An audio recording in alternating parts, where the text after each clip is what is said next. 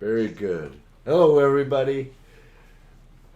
Okay, so it's Rico and Rico. Say hello, Rico. Hello. Or as they say in cartoon land, hello, folks. Hello. Sorry for the delay. We're still a little new at this. Wait, I need you to make the screen a little bit bigger. The screen of TV Paint. TV. Because it's too small.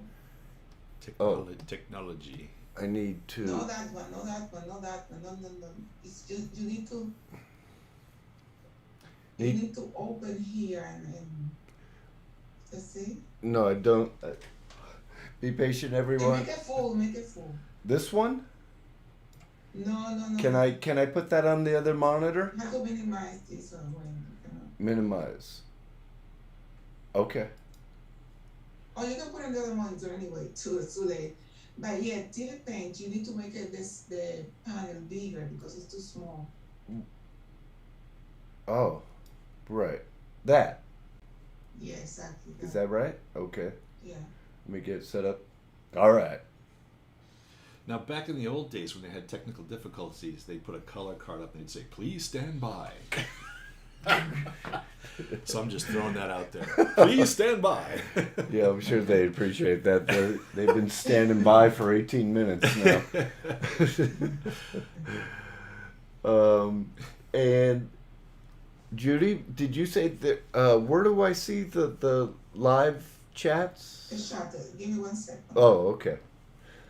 Can you move TV Paint 1 second? TV Paint? Yes. Yeah, the screen. Can I just move it over or minimize Yeah, it? you can move it over. Don't worry. Move it over. Okay. Wait. I don't know where. Hold on. We're a little bit in panic mode here. This is going to be worth the wait. Sorry. There's. Oh, there we both are. Yeah. I need YouTube now. Can you bring YouTube? It's minimized. You want me to open up what? No, bring up YouTube. Okay. Oh, that's got the chat. Hello. How are you? Hello, everybody. Morning. Hello. Thank you for being patient with us. If you're on the other side of the globe, good evening. Good evening. As Dracula Bring would the say. screen, the chat. I probably went to the other screen. It is. The It's chat. over there. Should Can I you bring it? Yes, I'll bring it right there. Is that cool? Yeah, thank you.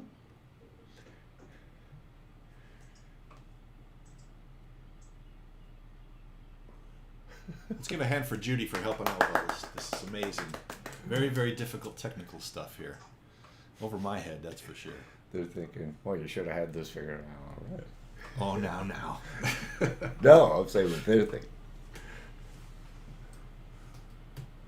This is going to be so worth the wait when you see what Wayne's got prepared for you guys. It's totally cool.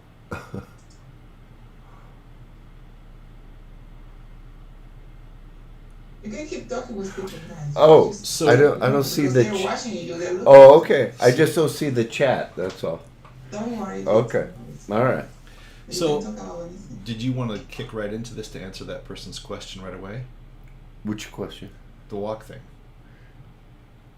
I'm just gonna, as we're talking, just do illustrate for him Okay. a walk cycle. So we can explain that what you're going to do. And then while Wayne's going to explain, he's going to go through a walk cycle in place, like a treadmill movement, just as a demo. And while he's doing that, he's going to glance over and check out the chat and see if there's any No, questions. we're gonna see. That's the cool thing. Judy set it up where the chat's gonna be here. But I can't read the chat. It's too small for me. Oh, that's cool. So if you see a question, just let me know, and then I'll answer the question while you're drawing. Oh, okay. All So right. we'll do two things at once. Yeah, we'll try to do 3 things at once. Or 4 or 5, maybe. Yeah, 4 or We can 5. juggle. When the chat went to the other place. No. Let me, hold on. It's probably behind here. Let me have control real quick, Judy. Mm-hmm. Probably over here. There it is. Ta-da. Okay. Okay. Hello. I'm from Portugal, but I live in Brazil. I like your animation. Thank you very much. Awesome. You got to help me read names. Like, Oh, let me see. you get it closer. Okay, now you're gonna bring your TV paint. Then Hello, you're gonna Anna see- Matra. Okay, One second. Is it Second. animatra or animatra? Anna Matra. Oh, animatra. You tell me when to, Bring- Judy. Bring TV paint out here. Okay. All right. I got to bring that down. Rajesh? Is that how you pronounce it? Rajesh. Yeah, but Rajesh. don't feel 1 second, because I need Hold to on, be hold high on. Okay. to have a All shot. right. Gotcha. Okay. Don't make it full. Oh, don't make it full screen. Okay. Okay, I got it. Okay. That's fine. Ooh. I thought we wanted that. Oh, no. Okay, well, you're gonna have to put the shot in on front of you, okay? Okay. Uh, I'll figure it out, honey. wait, 1 second. You're gonna have to do it this way, you see? I want to make TV paint windows smaller so I can have the tools. Okay. So Just make it smaller. let, Okay, let, then it's- let me have control of it for 1 second. Oh, Just as a side note for everybody, I wanted to mention that there's going to be a triple show and tell today. I've got Okay, that's fine, Wayne. That's fine. I know, Bring the honey. shot now. I got to bring the chat over. 1 second, let me get control. Okay. So there's 3 different things I'll be sharing with the show and tell today. Okay, that's it. Okay. Here, you have this, and you have this. Okay, that's fine. Mm. Oh, it covers a little bit. Let me make it smaller.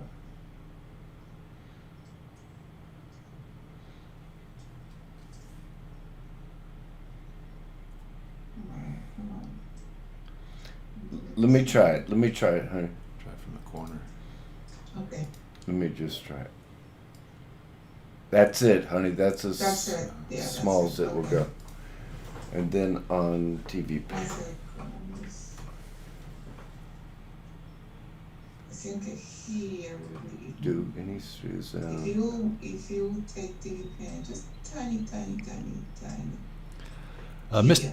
Okay, that's fine then. Hold on, dude. I guess. Oh, okay. The only thing is I can't. I'll adjust it. I need to. That's fine.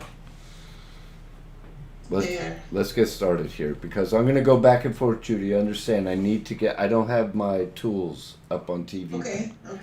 Okay. So let me see. Do you want to put this over here? Then we both can't read it. I can read it over here. I'll have to just get close. Not for right now. Oh, let, okay. let me just do something All real right. quick here. All right. There. Whoa. Just a quick question for the folks out there. How many people have either used TV Paint or have access to TV Paint? I'm just curious because that's what Wayne's doing the demo in today.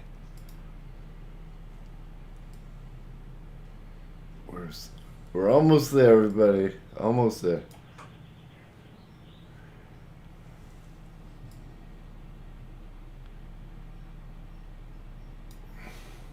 There we go. Okay. You got it? Yes. And now we'll Okay, go there. perfect. Yeah. Okay. All right. Sorry, sir. How old are you? Mr. Creative asks, are you both brothers? Brothers from another mother's. That's right. Brothers from another mother's. Wayne, ask everybody if they're listening well. If the sound is. Oh, fine. can you guys hear us okay? Does everything seem okay? I think they can. They're hi all, everyone's talking. Someone wants to know how old you are, Mike. I'm 24. Just kidding. I'm 63. I don't know how old Mike is. I just had a birthday. I'm 60. Yeah. So you know the coolest thing about that is I get to go to Denny's and get the discount. I've been waiting for that for years. For the discount. Yeah, I Here, get to go move in here. I get to go in there and I say, "Hey, I'd like something off the senior menu." Oh yeah, that's great. I've been waiting for You that. keep answering this. I'm going okay. to very quickly here make the camera settings. The Graphite Ranger asks, "Do any studios in LA use TV Paint?" That's a good question. Not that I know of. A lot of people use Harmony nowadays. Toon Boom's Harmony. That seems to be the flavor of the day. A Pendergaster asks, I've actually never heard of TV Paint. Is it an animation software? Yes. In fact, Wayne's going to do a demo right now about. Who's the person you're going to answer the question about? Plastic? No Plastic. I don't know if No Plastic is here. I haven't seen him here. But he asked about how to approach a walk cycle. And I'm just going to show the basics. And this character, so everybody knows, is from a friend of mine on Instagram named Omari. And this is Little Lucy. The design is a 40s style design. So very rubber hose type of character, and she's sort of what would you call this represents over here the devilish side of her, and this represents the angel side of her, and we're going to try to figure out, in a very basic way, we're just, as we talk, we're just going to talk about how to approach a walk cycle. And while he's doing that, I'll answer the questions here. Okay. The audio's coming through loud and clear, by the way. Oh, it is? Very good. Hello! Okay. All right. So, Mr. Creative asks, what do you most like, anime or Disney? I like them equally because, Miyazaki is mind-blowing, right? Yeah, but I don't think they consider him anime. What? Not really. That's not anime? I think it's thought of differently, his films. I think if someone knows me, I like Disney more. I like them equal. I think they're both, pretty amazing work. Except it is amazing. It's just which one you like more. Here's another one from Temisanu Ugbeyi. I can't pronounce it. He asks, can somebody at the age of 50 still go into animation? Absolutely. Oh, I heard that Ken Harris, one of the greatest Warner Brothers animators, started his animation career at the age of 40. So he was a used car salesman before that. And he became one of their top animators. Oh, yeah. So there's no age limit to it. Yeah. You just got to be disciplined, like everything else. Let's see. Let me explain one thing here as Mike will keep reading. What we have here is Little Lucy in a walk cycle. Here's the up position, down position 1. So up 1, down 1, up 2, down 2. And when I play this at speed, you're going to hear, and what Lucy is doing, I haven't put that in there. Those will be in the further drawings. But she's snapping her hands. And you'll hear it here.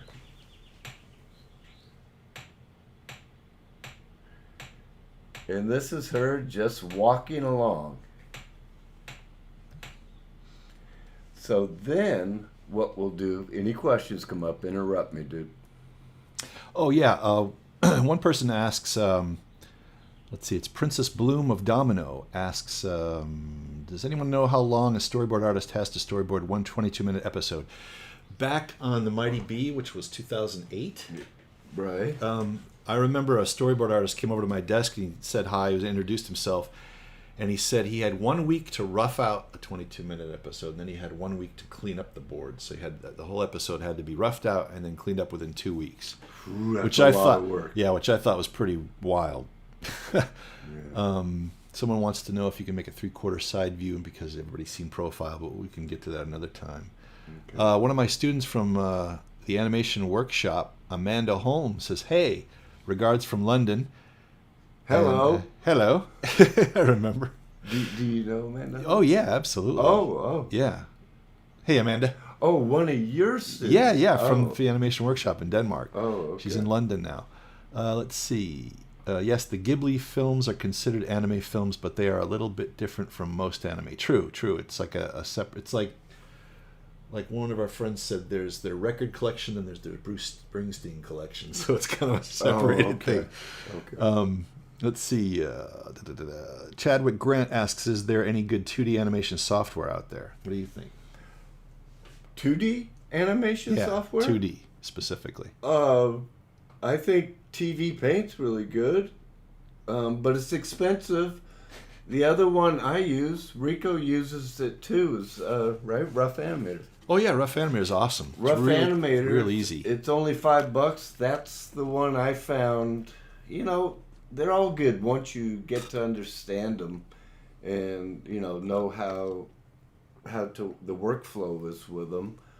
But for me, Rough Animator, I like the way it draws. I also like Digicel. I used to use Digicel. That one worked pretty good, but you got to pay for that one. But if you want, there's also, what's the free one? You got to move in a little bit. Sorry. Oh God, what's the one that they use at the Animation Guild? It's they used it for years. Is that Toon Boom? No, they moved on anyway. So Oh. I think Rough Animator is probably your best bet because it's super easy to learn it and get used to it, and it's free or $5. It's or something. $5. Yeah, it's really cheap, really easy to get. Yeah. I guess it's designed for an iPad though, right? No, you can have it on your Cintiq too. Oh, okay. I think you can download it in anything. Some psycho named Tom Decker asks, "Hey Ricos, are you guys really legit?" Hello, Tom. Hey, Tommy. Hello, Tom. Tom Decker. Tom and Wayne and I went to the same animation school back in the early '80s. So We did, and we worked on through. Then we all got hired, and I worked with Tom over at where was that? Tom Klasky? Yeah, Klasky, and Tom was a director for the commercials over there. Danny Gonzalez says, "Good morning, gentlemen." Good morning, Danny. Good morning, see Herr Danny. for the folks on the other side. Temisanu Ugbe asks, "How can I start, sir?" How can you start a career in animation, I assume? Well, I got in from just doing whatever, emptying the trash, I was stuffing folders and just get a job. My advice is get a job at the studio doing anything, not necessarily the job that you want. Then once you get in, you can transfer and train during the nights. That's what I did. Right. Just keep it. Your goal is you're going to become whatever it is. If you want to be a board artist, animator, cleanup artist, just keep it your goal. Once you get in there, my process, I did a lot of freelance work before I got into the studio. So I built up my resume. That's another approach to do it. Absolutely, yeah. Or you could pay, or you'll be in debt for the rest of your life and go to Cal Arts and hopefully get picked up. Now. Let's see. I'm wondering if you guys can they see each other's chats? On this, I believe so. Yeah? Okay, cool. Because some folks are answering questions about software and stuff, which is cool. There's Rajesh mentions OpenTunes and Blender software is also great. Those are, I think, Blender's free. I think Blender is free. People keep Yes, telling it me. is free. Oh, cool. Oh, it is. Okay. Yeah, that's my favorite price. And that is true. Very true. I'm the Jack Benny of animation. If it's free, I'm there. I get people always saying for me to switch over to that, but I'm 63, too old. I'm not learning any more new software unless I need to, unless Judy tells me to. Dinan Ultra 2.0 says, "I'm learning a lot with your videos." Yeah, how many videos do you have up on YouTube? Oh, Judy, how many? We got a lot. We have a lot. We have all the 12 principles, and that's just a piece of it. Just go on through. You're going to find everything on there. That's why we have lately been putting up videos with me working with young lad, and I put those up because it's more in depth. As far as making videos to explain it, I think we've covered every aspect of it. So just check it out. Be We patient. have 107 videos. Wow. 107. So that's a lot. There's a huge library there, and they're all for free. So check them out, please. I think you'll get a lot out of them. Wow. That's a lot, yeah. That sounds like a nice big A lot of knowledge. Me and Judy been working hard, huh? Hey, if you want to, you could, Judy. I mean, if you can leave if you want to, honey. Yeah, I'm gonna leave. I can text you and WhatsApp. Oh, you can text me whatever you need. Okay. Yeah, I know what to do. I remember end. Okay. Let's have a thank you for Judy. Thank you, Judy. Judy. Judy. It's behind the scenes. Hold on. You need to end the Zoom. Oh, in Zoom. Okay. All right. Oh, really? I can do it. Okay, you do it. Temisano asks, I want to become a storyboard artist and an illustrator as well. How can I start? I'd take some classes on storyboarding. What was do what? Wants to become a storyboard artist and also an illustrator. They're wondering how they can start on that. Oh, board artists. I respect them so much. I don't know, Rico. I would take classes. Yeah. Because that's a really tough gig because there's so much thinking going on. You have to really know cinema as well as animation. Yeah. Because when you're boarding for animation, it's kind of a different animal. You're supposed to be able to take advantage of the medium of animation, which means you can let your imagination go wild. So you're not restricted to live action necessarily. You know what I mean? Yeah. It seems like there's more freedom. I tell you, I would just go online. To me, you got everything at your fingertips there. And I would just go online and check it out. And I feel like I'm a promoter for Aaron Blaze. But no, it's fine. What I want to tell you is that he's got a lot of material. Yeah, you got to pay for it. But you got to pay for just about everything in life.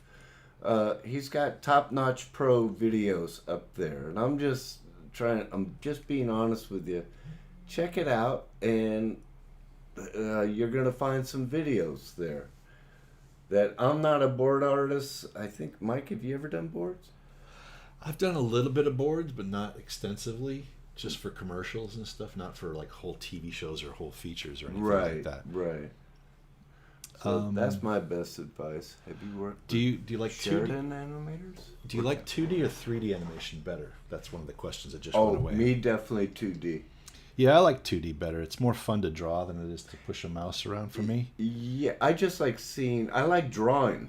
That's what I love drawing. So with 2D, I totally respect it, but you don't get to see your drawings come to life. Another question is, what's the best way to approach animating dialogue? I would work on body language first and then work your way down to the facial expressions and then the mouth. Yeah. Lip sync. You know what? Hold on. Let me think about something here. You know what? I'm going to the next one-on-one animation live stream. I'm going to dive into this walk cycle there because this is more of a talk show. Sorry, Amari, but next week I will do that because I feel like I started on this. Well, I'm gonna put that off because we're really informal here. This is real chill, laid back, like sitting in someone's living room kind of a thing. So there's so many questions here, but next Saturday I will definitely do the demonstration of Little Lucy's walk cycle there. So I apologize for that. All right, let's continue on. What else? Oh, let's see. Wayne, where did you get your start? Wayne, when are you going? Oh, look, no, I'm looking at this one. Wayne, when are you going to start the walk cycle? Oh, see, and then start walk cycle. All right, let's go back to the walk cycle. Well, I'll give it a shot here. Okay, we're going to focus on this for a bit, and then we'll come back to answering questions in a little bit. So let's do this. Okay, I'm going to spend, 20 minutes here. So I'll put a timer on. Let me. Okay. You got 20 minutes. Go. Let me slide in here a little bit, Rico. Oh, sure, yeah. But I want you. There you go. You stay right there. All right, here we go. So there's Lucy coming down into there. what I want you to understand is that this drawing, you'll see up here, that's my contact drawing, drawing 1. Here's my down drawing, down number 1, and then contact number 2 is very similar to my contact number 1. Watch when I click back and forth between those two drawings. The only thing I change is the legs, because we're going to look here. The left leg that is on 1 back here, Lucy's left leg, right there is now up here. So basically what I do there is I don't trace it back, but I do use this drawing right there as the reference. Everything is basically the same, and this is for beginners when you're just starting out of doing a walk cycle. So you do your first up drawing, do your first down drawing, and after you got those two done, you're going to use those drawings as guides to create, let me make that a little smaller, up number 2 and down number 2. Let me move that out of the way. And down number 2. You're going to use those as reference. This way, the reason why you do that is because you're going to have total control over the walk cycle. You don't have to worry about if you go the volumes coming up and down, the placement of the feet. You've already got everything in there mapped out. So then, let's see, anything, it's me, the Guild Lab guy. Oh, I know who that is. That's Ken. Oh, okay. So then we go, so now we'll create a drawing that is going to go between number 1, and this is actually drawing number 11. And this is drawing number 1. I just put up these notes here when I'm putting in these first, the first layers of my keys, my first keys. You can call them extremes. You can call them whatever you want. Understand, you guys, the extremes, keys, passing position, I wasn't taught that when I learned animation. That passing position, I'd never heard of that till Richard Williams. Yeah, same here. So it's just another drawing. So now I'm going to come in here. A descriptive drawing. Yeah. Now I'm going to come in here. Just describing the action. And I'm trying to find my... Should I tell them the basic difference between an extreme and a breakdown in case there's... Sure, go ahead. Okay, the basic difference between an extreme drawing and a breakdown is the extremes are usually thought of as a character or a limb of a character moving in its most extreme in any one direction, like, you know, the extreme left, right, up or down, or forwards or backwards. That's an extreme. That's why it's called that, because it's the extreme in the movement. And then the breakdown is called that because it breaks down how a character or a part of a character goes from one extreme to another. And there's an infinite amount of ways that can happen. So that's why it's so important to throw in some breakdowns when you're animating, because it's a descriptive drawing as well as the extremes. Exactly. It's Okay. just terminology. So what we got here is, let's go back there, and there's our two first keys right there. And now I'm going to create a breakdown, another drawing to describe the action, just like Rico was saying. So when we go from this to that, I got to sit here and start to draw and animate. So she's gonna come down. I'm just gonna put the placement. Very important. You can put the onion skin on, you can turn it off, whatever you prefer. I know that a lot of animators like animating without the onion skin. For all these years, I use it, but very lightly. If I'm on paper, it's I can do it without it, but for some reason, I just like it. But I keep the onion skin very low. I keep it very where we can barely see the ghost image. But this one I'm going to bring up. Okay. So here I go. I'm putting in, you can see me roughing in. You have to flip your drawings, but now I'm putting in this other pose. That foot, we can see her foot right there is coming up. I got to feel this. It isn't a formula. It's feeling the animation. So what's your thought process behind why you're putting that foot there? Yeah. What are you thinking about when you are roughing in this breakdown? What are you trying to convey? I mean, are you thinking, well, because of physics or because of aesthetics, or what? For what reason are you doing these things? Like, exactly. And you're thinking about that, but you're feeling the action. You're feeling the movement. So you're thinking about that and you're feeling the movement. So I'm coming here, I'm going to put down that foot. She lands right there. Notice how I'm keeping it very loose. Here's an arc. I'll draw the arc of her left hand coming around. I'm going to roughly put it somewhere in there. We'll get into spacing and all that on another video. But, you know, as far as favoring, that's more for advanced animation. Right, Rico? Yeah, because everything, well, he's basically doing is he's slowing out of the previous pose, because in order for things to look naturalistic in their movement, they have to react to gravity and momentum and forces. So he goes from one pose, he has to kind of slow out of it, which means it favors that first pose. So it's gaining momentum to start the movement. That's why it's slowing out of that first pose. That's why he's spacing it closer to the first drawing. That kind of, I hope that explains it well. Yeah. It's a physics thing, you know. There's a lot of things you think about when you're animating. You're thinking about weight, balance. Of course, when you're drawing, you have to think about keeping it on model or the proportions. That kind of the thing. volumes. Volumes is another tough one to, you know, you got to get used to that. At first, when you're beginning, it's all tough to.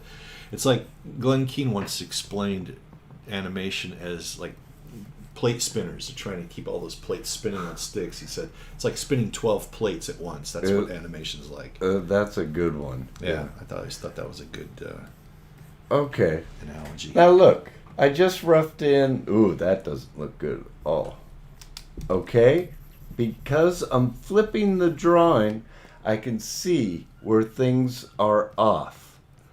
I wouldn't know it because we're dealing with the illusion of life. We're dealing with that, so I could see that the placement of where I'd put that foot initially it didn't feel right to me as I'm doing this, as I'm scrolling through. So I'm going to move it a little bit back there, and then this foot I'm going to actually move back. I will not move on forward until I make sure that this drawing is working correctly. The way that you want it to work. Yeah, the way that feels right. So when I did this, I could see it just didn't look correct to me. And the cool thing about this is he has to throw down something in order to analyze it and look at it and see if it's something that's going to work or not. So it's good to just kind of dive in and don't be too hesitant, you know, just start throwing stuff down, because once you throw stuff down, you have something to work with and you can get moving on. Right. So if you sit there and spend too much time trying to think, where should I put this foot? You're just wasting time. Just throw it down and then you can flip it and see if it works or not. And that's a real good point. That's going to tell you right there. That will tell you if, you know, where the placement, like what I just did. Okay, I'm going to leave it right there. So we put down, this is another drawing, loose, rough drawing. And for this demonstration, I'm just going to try to move it along here. And by the way, when Wayne's drawing simplified like this and loose and sketchy, he's not wasting time, quote unquote, drawing. He's just throwing down a sketch for the movement because he's focusing on the animation only right now. He's not trying to make a beautiful drawing here. Right, exactly. I'll go back. You guys have seen, if you've seen the other videos, you'll see where I'll work loose, especially during a demonstration. I'll work looser than usual, just to get it done. But it's the same difference. So now we're getting some movement, and now she's going to come back up into this pose. So here I'm going to go 11. This is 15. And I'm going to drag the head back a little bit. I'm just feeling it as she comes back. Do I know that this is going to work? No, I do not know. I'm just trying to figure it out as I move along here. Yeah, it unfolds as you get in there and do it. It's like a lot of times when you're animating a character, the personality of the character and the mood that they're in dictates what's going to happen. It's almost like it animates itself and you're trying to fill it in. Exactly. I'm just feeling that leg right up there. Do note how loose I am staying here. Now I'm looking at that tail, and do this also. I'm looking at her tail. Lucy's tail's wrapping around like so. And I'm going to come into this drawing. I'm going to change it. I'm not, there's no rules. I'll change whatever I need to make it work. Some folks are asking if you can do like staggered timing and all kinds of stuff. We're going to cover that another time. Yeah. Lighting and shading in future videos, things like that. Drawing heads from different angles, up shots, down shots, keeping them on model. It's good to take, if you do have an up shot or down shot, it's good to take whatever model sheet you do have or drawings and reduce or enlarge them on a separate layer, whether it's a computer app or on a Xerox for 2D on paper, and keep that underneath for reference when you're drawing. So that'll help you to keep the volumes and keep it on model. It's just a little trick, industry trick, quote unquote. So, yeah. And Wayne's giving himself the freedom to explore and experiment with this as he's going along too, which is really good. Yes.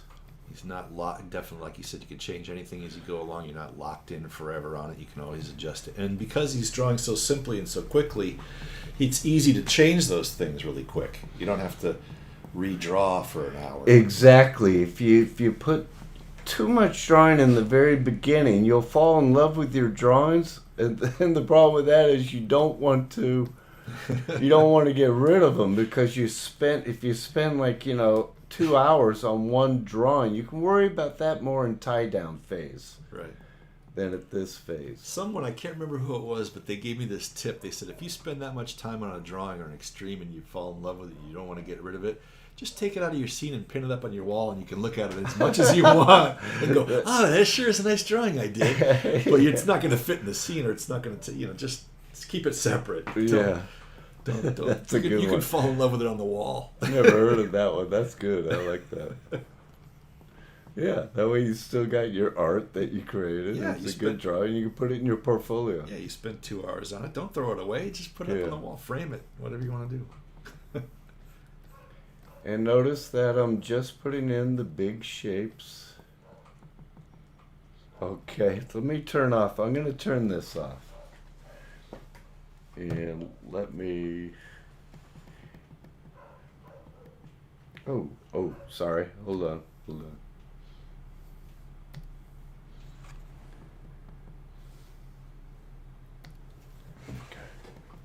Rajesh is asking if you can please show a character turnaround in future videos. You've already done something like that, right? Turnarounds in a character? I don't think I have. No? Wow, it's a new one. It is a new one. You can put that up on the YouTube channel. Yes, Rashish, we will do that. We will do that. That's a good one. Yeah. I mean, as you guys, if you know, we like, or I like more on the cartoony side. So is Eric Goldberg. Yeah, so to see.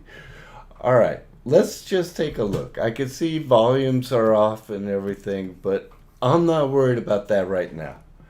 What I'm trying to figure out is the movement as she comes in.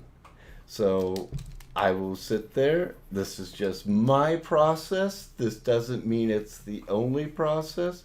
I'll sit there and very simply make some changes. I'll look at, see, right now I'm not using the light table. I'm feeling that mass of hair as it's coming down around like so, trying to draw from my shoulder, and I'm feeling it. And here we go, another good example. I'm going to change the shape of her hair to come back this way. That feels a little bit better. But I got the mechanics of her working pretty good here, I think. I'm going to change where I place this hand. I'm going to bring that hand down here, her right hand as it's coming up. I think that will work better. That feels a little bit better. I'm going to bring it over here now. But you see, guys, you see how me just putting in those shapes and working loose like this?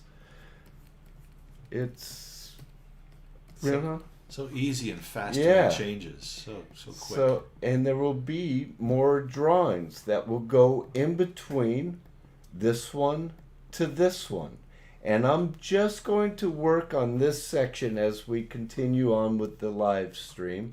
I'm not going to do this last section back here because those drawings are going to be these drawings just reversed. Hope that makes sense. Yeah, you're just flipping the which arm and leg is in the front and back. That's all. Yeah, I'm just working on her first step. And then I'm going to add in more drawings that I call breakdowns, but I don't think I'm as in-betweens, because in-betweens means in-between. That's a good point. I've heard people say that don't think of this as extremes, breakdowns, and in-betweens, but think of it as all extremes. Because if you do that, then there's no nothing's being in between to another drawing. It's just all flowing together. Yes. Wasn't it Frank Thomas who said there's no such thing really as an in-between? That's got to be it where I heard it. Yeah. And what he meant by that is there's just different elements that are moving at a different pace. One part will be dragging, the other part will be snapping. Different elements, meaning something like her feet have a certain texture in the timing, but then her hair is dragging back like so and getting pulled up there, a center line. And then I'm gonna put in a drawing here. That's the next drawing. Okay, we'll continue on. So to elaborate on that, I think something to point out is that one extreme drawing is not necessarily the extreme drawing for the tail and the hair and the feet and the arms. They're all separate. They're moving in separate speeds and spacing. So each drawing has its own unique position for every one of those elements. So in that concept, every drawing is an extreme. Right. In a way. In a way, yes. Extremes and breakdowns. The only time I would say there's really a in-between is something that just slows very tightly into the next pose. Slows in or slows out? Slows in, slows out, and they're very tight. Don't get too caught up in the terminology and all the technical stuff. It will all come to you eventually as you continue doing it. If you're just starting out, just try to feel the animation. If you guys notice, when I've watched Glenn Keane videos, man, he is all about feeling it. And then there's James Baxter. I mean, guy's such a great animator. I saw him doing, was that a squirrel? Yeah, it was a squirrel. What are you doing over there? Sorry. That was the timer that said you had 20 minutes. Oh. It's over. It's over. Well, see how long animation takes, even when you're doing it simplified. It takes longer than 20 minutes, that's for sure. And it will be easier than this when you're drawing. But here, I'll simplify, super simplify there. You're saying James Baxter did a squirrel video. And he did this. It's out there right now. Check it out. I highly recommend it. What's my point? And James Baxter, he's known as a very technical animator. He was being so honest. He sits there and he shifts and traces. He changes the drawing a little bit, but there he is. He's feeling the drawings out. He'll move it there. He'll roughly put down a number. The main thing he was focusing on, and Glenn Keane, I would say almost all animators, right? Mm-hmm. That they get that fluidity, that organic movement. Main thing they're focusing in on is getting the acting and the movement correct. That's the main thing. So the whole performance overall. The performance, yeah. Because understand, people don't know your approach. Everyone's got a little bit different approach. Absolutely. I don't know what that means. Sheesh. 400 pounds. Thank you. Rashish, did you just? Thank you, dude. Is that he just tipped us. Thank you. Wow, donation. Thank you. There it is. There's our little. Oh, brother, thank you. Appreciate that. Nice. Truly appreciate that. You're my hero. What a pal! What a pal! He's really good. Yeah. You told me that. Yeah, he studies the figure. Nice. And I think Rashish was the one trying to explain how you draw out of your head more, and we'll get into that. We will get into that. So, like exercising your imagination. Yeah, I think the best way to do that. Look. You guys, I'm going to bring this hand up here. See the spacing? I'm favoring it to the orange drawing, this drawing. I'm favoring it there. So as she's coming up, little devilish, or, she isn't just the devil. As she's coming up, I'm going to favor the hand up there. The head is basically, I'm going to keep it right in the middle, and her little halo there. I'm just going to keep it in the middle. When he says he's favoring that drawing, that means he's getting closer to that drawing. Yeah. There's my little suggestion for the halo. There we go. Cool. And I'm keeping that basically right in between everything there.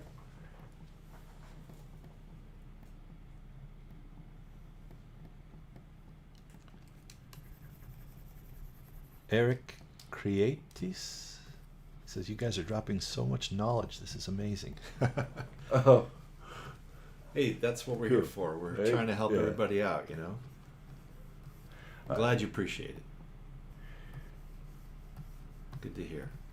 And if there's here's her tails coming up, I'll just put that in right there. Okay. Let me see. Did I get it loose? Nice and loose. That's the way to go, man. As part of the show and tell today, just to give you a little hint, I've got some rough drawings, like what Wayne's showing you here, but from the old master guys, the old animators. Got some examples of that to show you. Yeah, cool. Pretty eye-opening stuff, which is nice to see. I call it the top secret of animation because it's something you don't really see in the movies. You don't get to see what you're doing right now. It's what you don't get to see. So seeing other Cool. artists' drawings like that are very eye-opening. All right, so let me turn this off. And so this is the basic approach, you guys. There it is. You saw these tied down drawings. I tied them down more. And look at her arms and her feet and legs and her head. Let me put in quick center line. Describing the form. Describing the form. Cool. Let's leave it like that for now. And I'm not going to get into... I am going to tie this down later on because I promised Omari that I would do this for him. And I'm going to make everything work. Good example. Right after this one, Rico, we'll get into the show and tell. I got to mention something also about this. Even though we're preaching, quote unquote, to keep it loose and rough like this, which makes animation fun, everybody, you got to remember, everybody is different. Mm-hmm. And there's some people out there that do not feel comfortable doing this. What they feel comfortable doing, and they actually excel in it, is they'll do the full clean drawing for the extremes, and then they'll go to the next one and do the same thing over and over, and then just do it clean and it'll be done. Yes. It works for some people. It's rare, but it works. This is what I recommend for beginners. Yeah, absolutely. Is to try to... Are we still... Thank you. Is try to do this. When I will put more drawings into this. This is just for the demonstrations, really for beginners. I now put in, when I was first learning, I would work this loose. And I still do at times. But this is how you're going to loosen up. Everyone wants to get that organic feeling, that feeling of flow and rhythm. And in the beginning, I will just say, I feel like this is the way to get it. But it's good to try different approaches because everybody, like I said, everybody's different. So try as many different approaches as you can. That way, you're going to find you're going to find out faster what works best for you. I'd say 95% of the time, this is what works for most people. Yeah. There's only that one little percentage that they just gotta see the full drawing. I know only a few people that can do that, but that's what they do. So, but I highly recommend this, of course. This method that Wayne's doing right here is the way to get the most spark of life in animation that I've found. Yeah, Eric Goldberg, who's incredible, as we all know, he draws so well. He'll put down a character, very simple, minimal lines like this,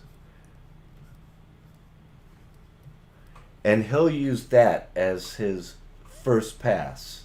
And then he draws so well, when he goes over it, he puts it right on model, and it's magical. How good he is. That's the magic part. That's where draftsmanship comes into play.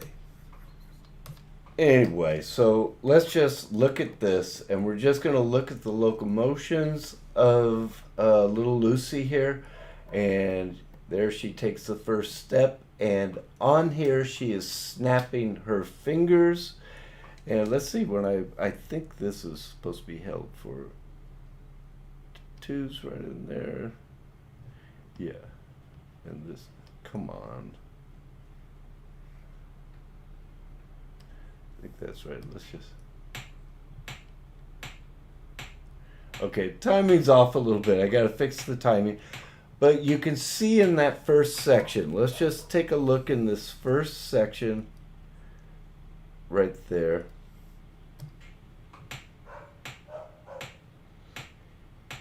You see how in that first section, there she is. I would obviously flush it out, fix the tail and all that. But there we got some movement. This is only one step, you guys. I'm going to, after I tie down these drawings, these very loose, rough drawings, gestural drawings, I'm going to use those as reference for the other side, the next step. So that's basically it. Cool. Okay. I don't want to spend a whole bunch of time because we're gonna answer more questions. Got a couple there. What do we got here, Rico? You want to do the show and tell?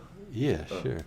Hello, Alessandro Giacomini. I hope I pronounced that right. Yeah, he's a paisano. Giacomini. Hello. Hey, that's perfect for the Rico Rico Show. Hello, I would like to ask what would be a good practice routine for a beginner starting out with traditional animation? Good practice routine. Drawing is essential, for sure. Yeah, just draw a lot, but for animation, in the beginning, I will say do drawings. Try whatever your shorthand is. Yeah. Just think of a scene. Do a walk cycle. Walk cycles are you can do walk cycles for the rest of your life. They're endless.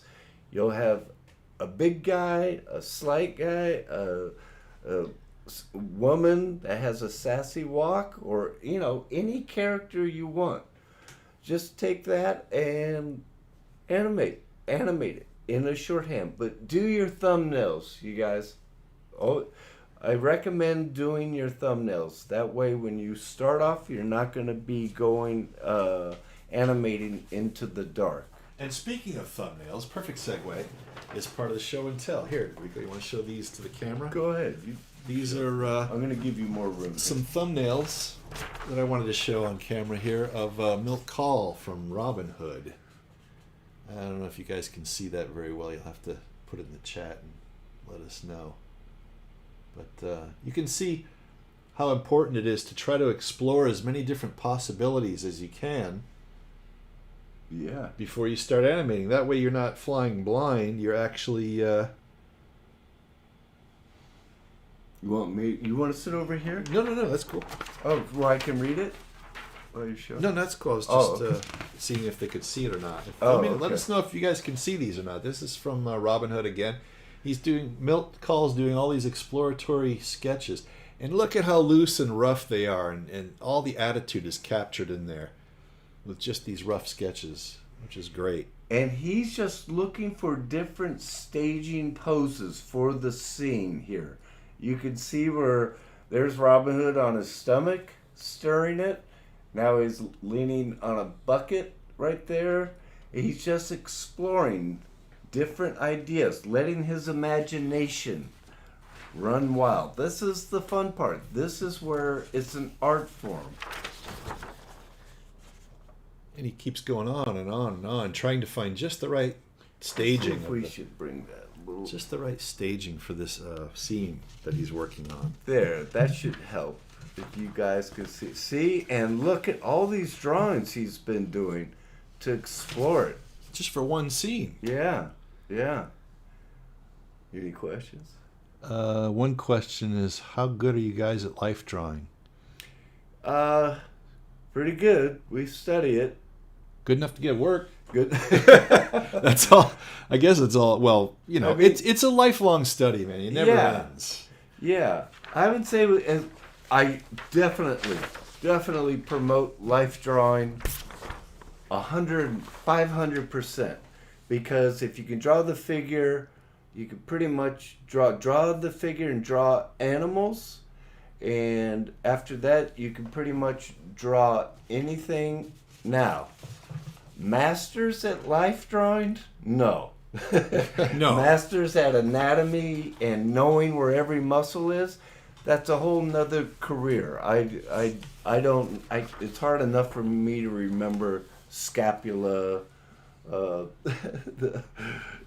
triceps and everything, but I don't know if you need to be that much of a master. How's that look, Rico? Can they see that? That's good, yeah. I keep going off.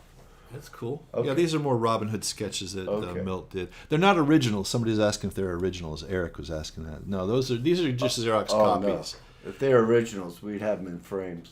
Yeah, I wouldn't be bringing them over here because I wouldn't want Wayne's greasy paws all over the original. It's like, hey, put that sandwich down. Here's some nice Robin Hood sketches. I don't know. I guess these are both character design exploratory sketches and some scene stuff Here, here. let me put it real close where you guys can see. Yeah, you can see each part of it. Hold it. Johansson asks, any suggestions for parents with jobs and kids? They have kids that want to do the impossible and try to animate. Do you know anyone who made it? Who has done that?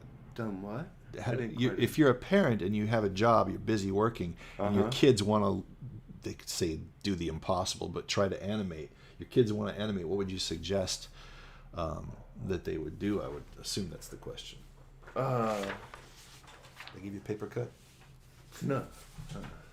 You cut me. Cut me. I'm bleeding. It's paper. I don't. Well, I would, because of the internet. Oh God, yeah. Yeah, you can. It's actually easier than back in our day.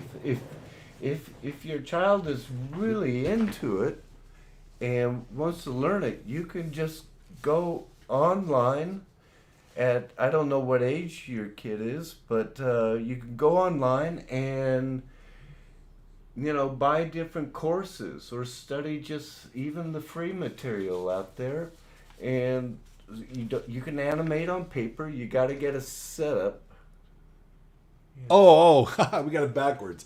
They wanted to know. They mean if the parents want to animate and they have kids, so it's like full-time job watching the kids. Oh, okay. So how would we recommend getting around that problem? Same way. I would just go online when the kids are asleep. Yeah, when the kids are asleep or if they're playing or something, I just go online and buy some videos. Check out our videos. They're for free. 107 for free. He's got covers a lot of stuff. Yeah, but if you want more in depth and stuff, I would. Gonna say it again. I would check out Aaron Blaze's website. He's got great material out there. So these are from. It used to be called Basil of Baker Street, but then it was called The Great Mouse Detective. The Great Mouse Detective. They changed the name. This is Glenn Keane's roughs for Radigan. These are like from a model sheet. Now the cool thing I wanted to show about this was look at how he simplifies it when he animates. This is to show you how to approach it. So here's the his more fleshed out drawings, and here's his simplified version of the same thing. He did it like right over these other drawings, so you can see how to simplify it. Now when you animate, this character's kind of got a lot of detail. If you simplify it like that, it makes it a heck of a lot easier to animate. That's right. Than it does to do that first time around. Yeah, because he broke it down into those big shapes. Like I'm always talking about, you guys. Break it down into those big shapes. This is what Lucy is right here. I broke it down into those big shapes.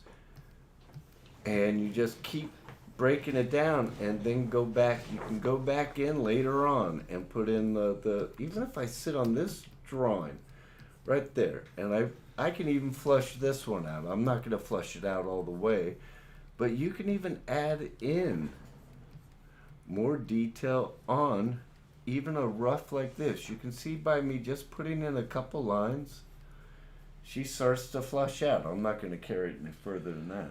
Well, to elaborate, she's saying it's not a problem of resource material, more of energy left to train oneself. Like at the end of the day, you're exhausted, right? Boy, that's true. Animation, you should be exhausted by the end of it. Any art form. Taking care of the kids, too. Yeah, and taking care of the kids. I understand that. I don't know. Do a short scene.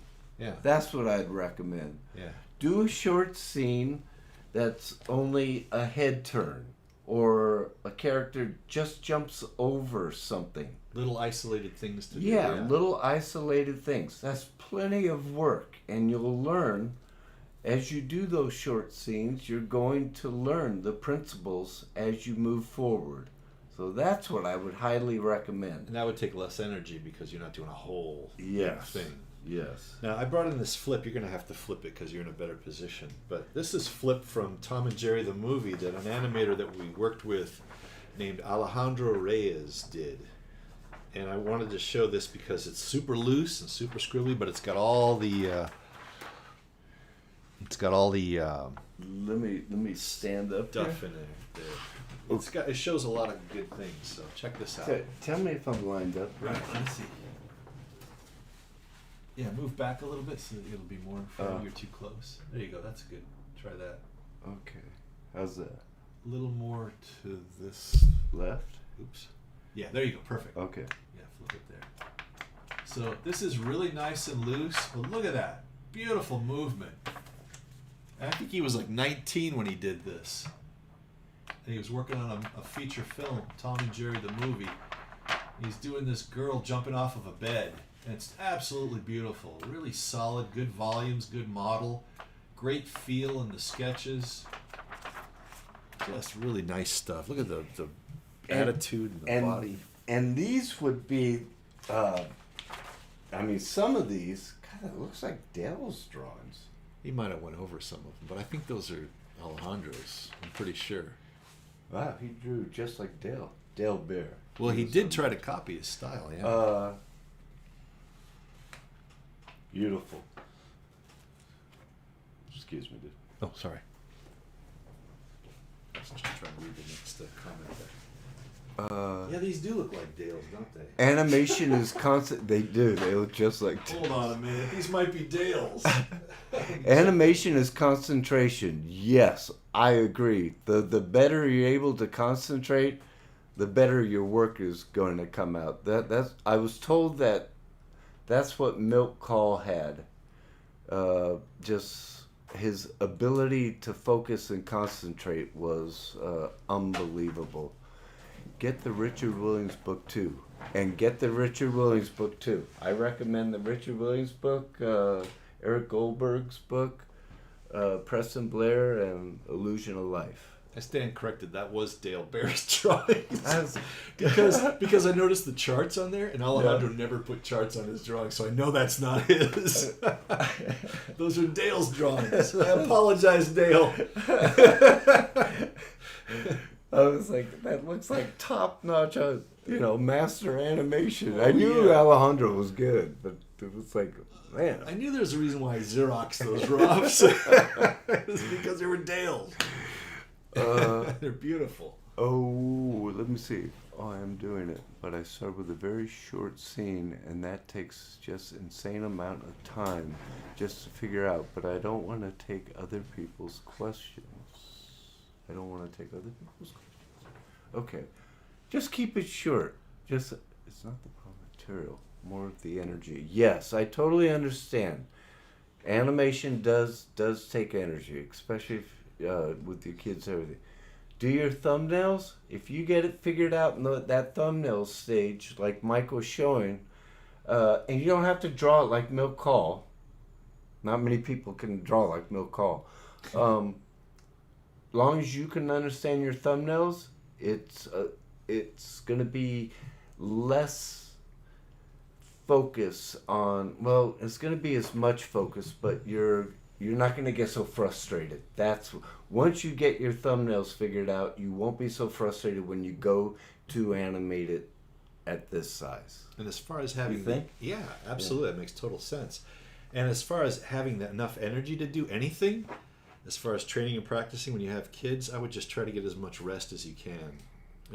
And keep well fed and well hydrated, and that's the only trick I can, advice I can give for that, for energy. Yeah. And look for inspiration, too. Look at stuff on YouTube, Pencil Test. Pencil Test Depot, and what's the other one? Living Lines Library. Oh, Living Lines. Check those two out. That'll inspire you. That'll give you energy to do this stuff as well. Yeah, Living Lines is...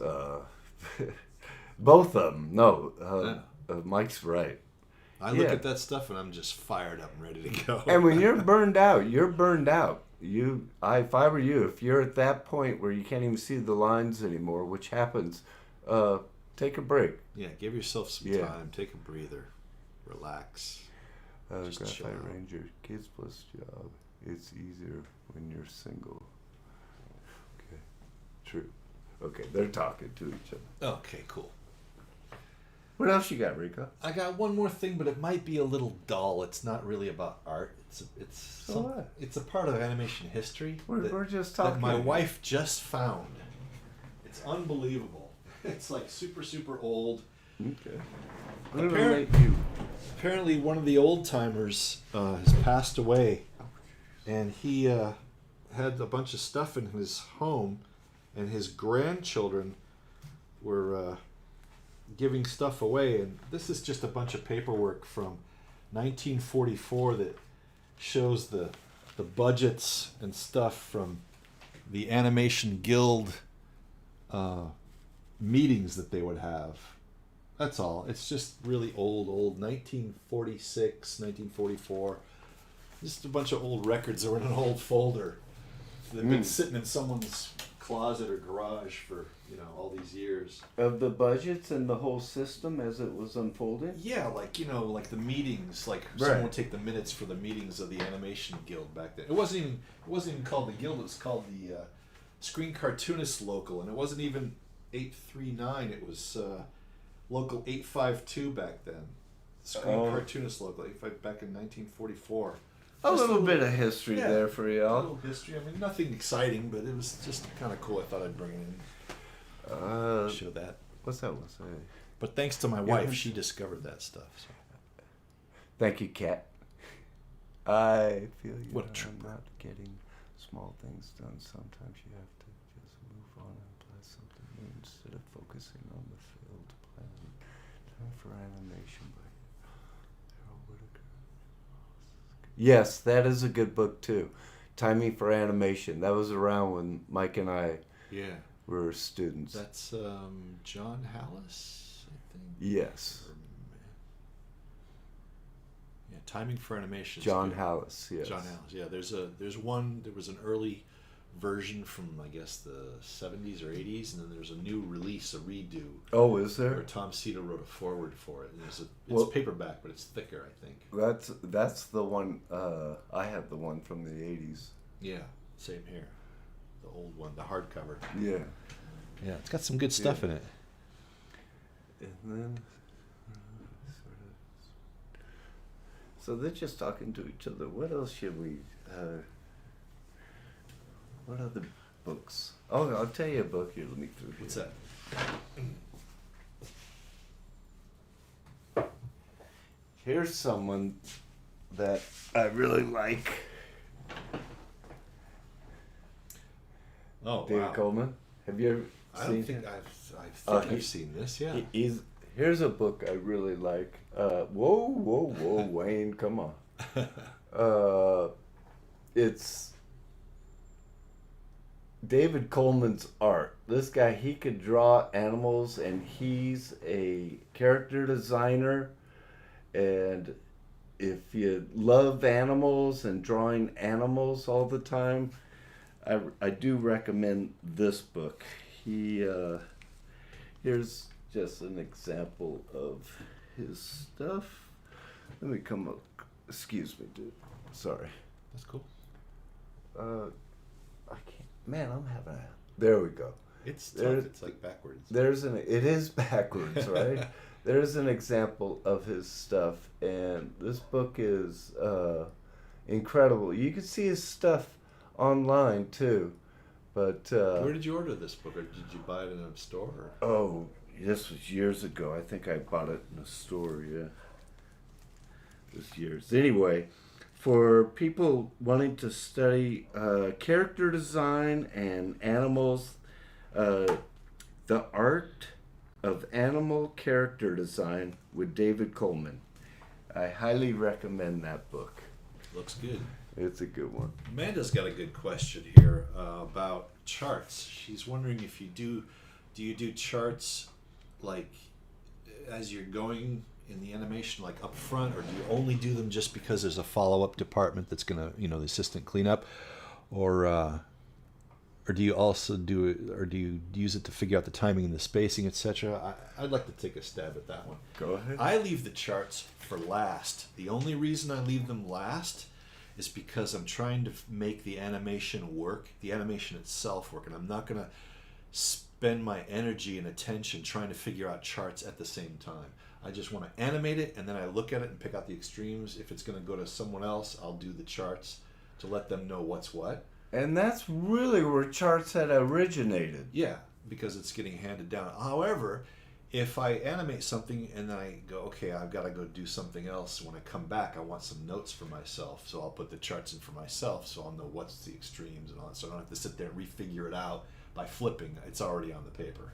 Right. That's what I do. I will put down charts as I'm animating, but they usually will change a little bit here and there.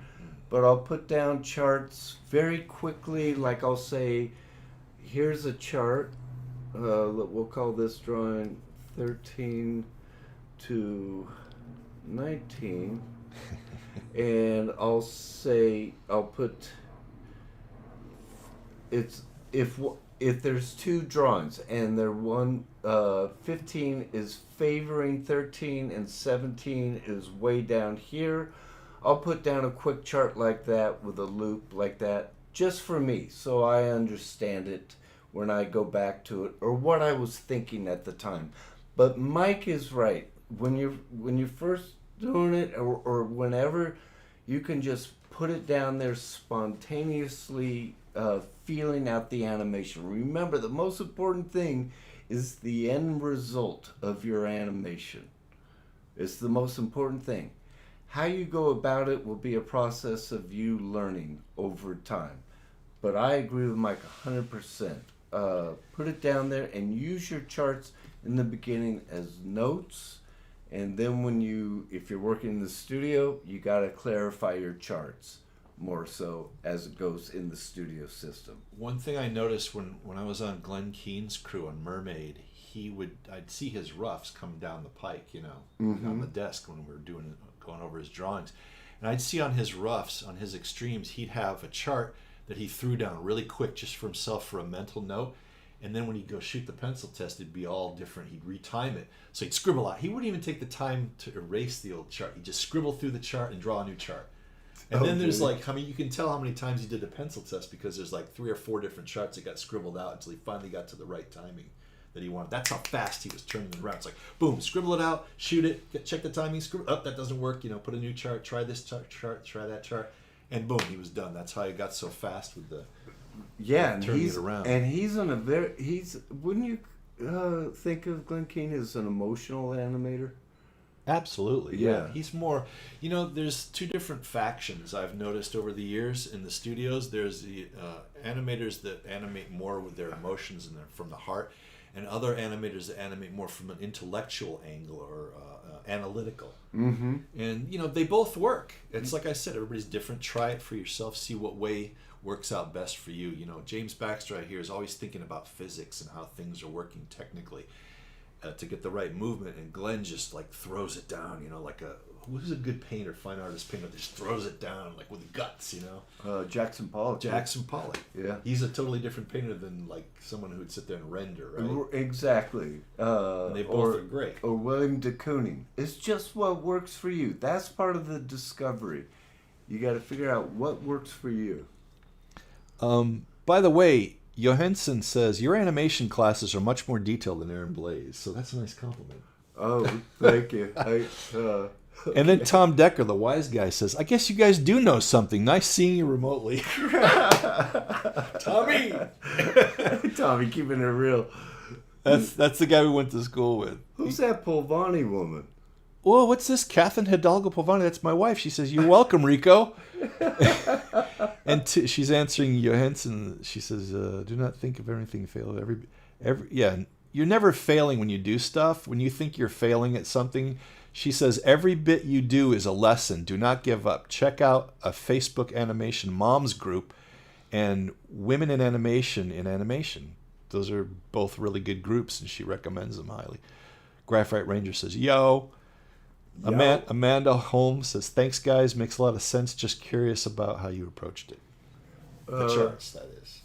Oh, okay. Oh, yeah. And everyone's got their own approach. If it helps you to put them on first, do it. Yeah. Remember, give yourself, this is really important, give yourself the ability to change your mind. Give yourself, don't be so, formula, even James Baxter, when he animates that squirrel, and here's a very technical, analytical animator. Even when you see him animating that squirrel that's online right now, he's not sitting. It isn't some specific formula. He understands those 12 principles, but he'll say, I think I'll favor the head here, or I'll put the arms. I'll have the arm directly in the middle.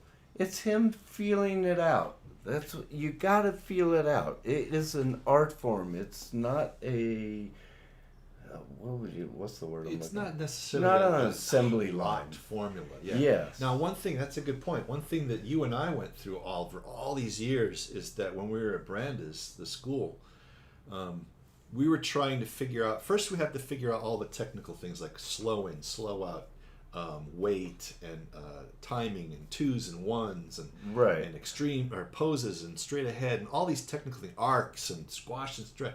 All these principles, we had to figure those out, right? But also, once we absorbed all that, we had to, and we're still doing this, I think I am, is all these decades later, we're still evolving our approach. How do we approach it ourselves individually? Oh, yeah, you're always learning. There's so many different ways to approach it that you have to find the best way for you. For you, and every scene you do, every scene you get, is going to be a new experience. Learning experience. It really is. Which makes it, if it became it was a formula, that would be like working on an assembly line. Nothing wrong with that. Everyone's got to make a living. I don't mean it like that to sound elitist. What I'm saying is that, but it can be maddening, because you're screwing on the same top of a bottle on the assembly line. That isn't the way you want to think of this. You want to think of it as a creative process and an art form. And it will be every time. And take chances, too.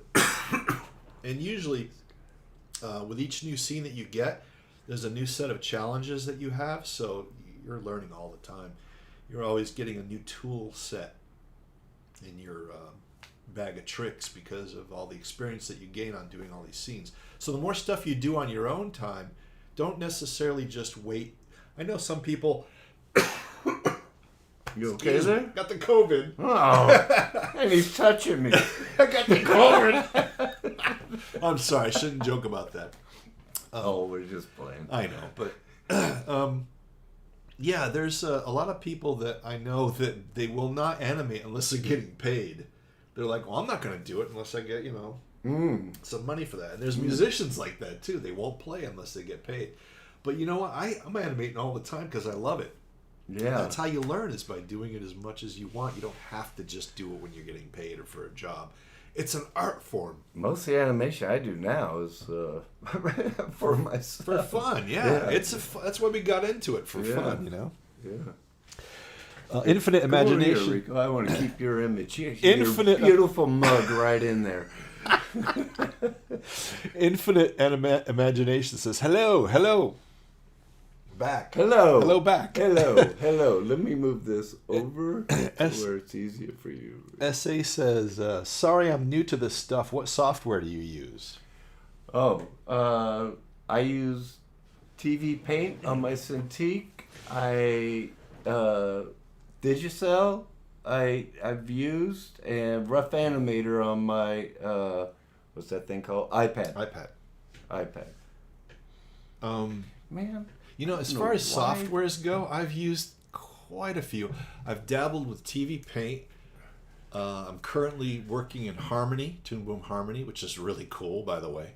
Is it? Oh, yeah. It's like Flash on steroids. And I've also used Flash for quite a while, and Adobe Animate CC, which is what Flash turned into. But yeah, they're all good. Each one has their own pros and cons. I've used Flipbook. I still use Rough Animator. I like Adobe Animate because I'm so familiar with it, and I'm really digging Harmony now because it's like Maya in 2D. It's that deep. There's so much stuff. You can make an entire film easily with Harmony. Easy. No, see, I couldn't handle that. My brain just could not handle it. You know that movie Klaus, the feature? Yeah, it was done to that. That was done in Harmony. Yeah. It's like, now I get it. Now I see how they I hear that. I think the top ones is TV Paint and Harmony. or the Yeah, those seem to be the most popular flavors of the day, is Harmony and on TV the Paint. professional level. Yeah. And Adobe Animate still out there, but it's kind of getting phased out a little bit by Harmony, because Harmony, I think, is, from what I've seen, it's capable of so much more. It's really gnarly. But when deep. Rico was first on it, weren't you a little intimidated with it? Oh, yeah. Whenever you start any new software, even when I started Flash, I was like overwhelmed, you know? It's like a whole new thing to wrap your mind around. Yeah, and that's the thing that I get so burnt out. Well, you just, once you get the concepts of how it operates, then you're okay. But it's just getting the concepts in your mind properly and go, oh, I get it now. This works that way. This works this way. This is how it all fits together. And then it becomes more fun once you understand it, of course. Let's see. Any other questions? The Graphite Ranger said water. I think he was making a Bruce Lee reference there. Like, think of water, my friend. Flow like water. You know, that's one of his sayings that he would... What? It's just a Bruce Lee reference. What does that mean? It means flow with it like water. Don't be rigid. You know, when you're doing like a Zen? Yeah, exactly. Like a Zen thing? Exactly. Oh. Yeah. And also, there's going to be times when I'll be flowing along like water, and all of a sudden I hit this embankment going down the stream. But you got to just fight through those moments. Now, there's a good subject. What do you do when you get a mental block in your animating? How do you get around that, or how do you get around I just fight through it, or if I could tell that I'm tired, and I know I'm tired, and I can't even see the lines anymore, the shapes or anything. I'll know that it's either time to take a long break or time to go to bed, go to sleep. I would recommend taking a walk. Get away from it for a while, because when you walk and you start looking around your environment, it's like you get externalized from the whole. Because when you're animating, you're in this world that you're creating, right? Yeah. So it's a very introverted activity. So if you go outside and take a walk and you're extroverting your attention, then you come back to this and you see it with a fresh eye. That helps me. Right. Okay. Oh, there's no plastic. Oh, hi, all. Just joined it and discovered you've talked about the walk cycle. I missed it. Don't worry, no plastic. It's gonna be on the YouTube 101 Animation YouTube, and you'll be able to see it. It was done at the beginning of the live stream. I think I want you to run through it one more time so they can see it. Okay. Just like flip it. Okay. Let me put that over there. Oh, what it was, no plastic, because it was done with you in mind. Here was the key. I'm just going to show you the rough... What? Graphic Ranger says, I was mentioning water because you were coughing. Boy, did I put too much meaning in that. Oh, man. Rico was getting deep on us. I was getting Bruce Lee philosophical. It's like, get some water, Rico. You coughing bastard. You. And we went for it, too. I know, we fell for it. Yeah. Hook, line, and sinker. Get some water. He was trying to save your butt. Yep, thanks, man. That's Ken from the animation lab. Okay. So, no plastic. Here it was. You'll see it in the video. Look how loose, ugly gestural drawings, like I'm always talking about. More gestural drawings between the keys. Another one, and back to a tie-down drawing. And I'm going to tie down the other drawings. But you will see no plastic that... this is the first step in here. First step. You'll see the first step in there.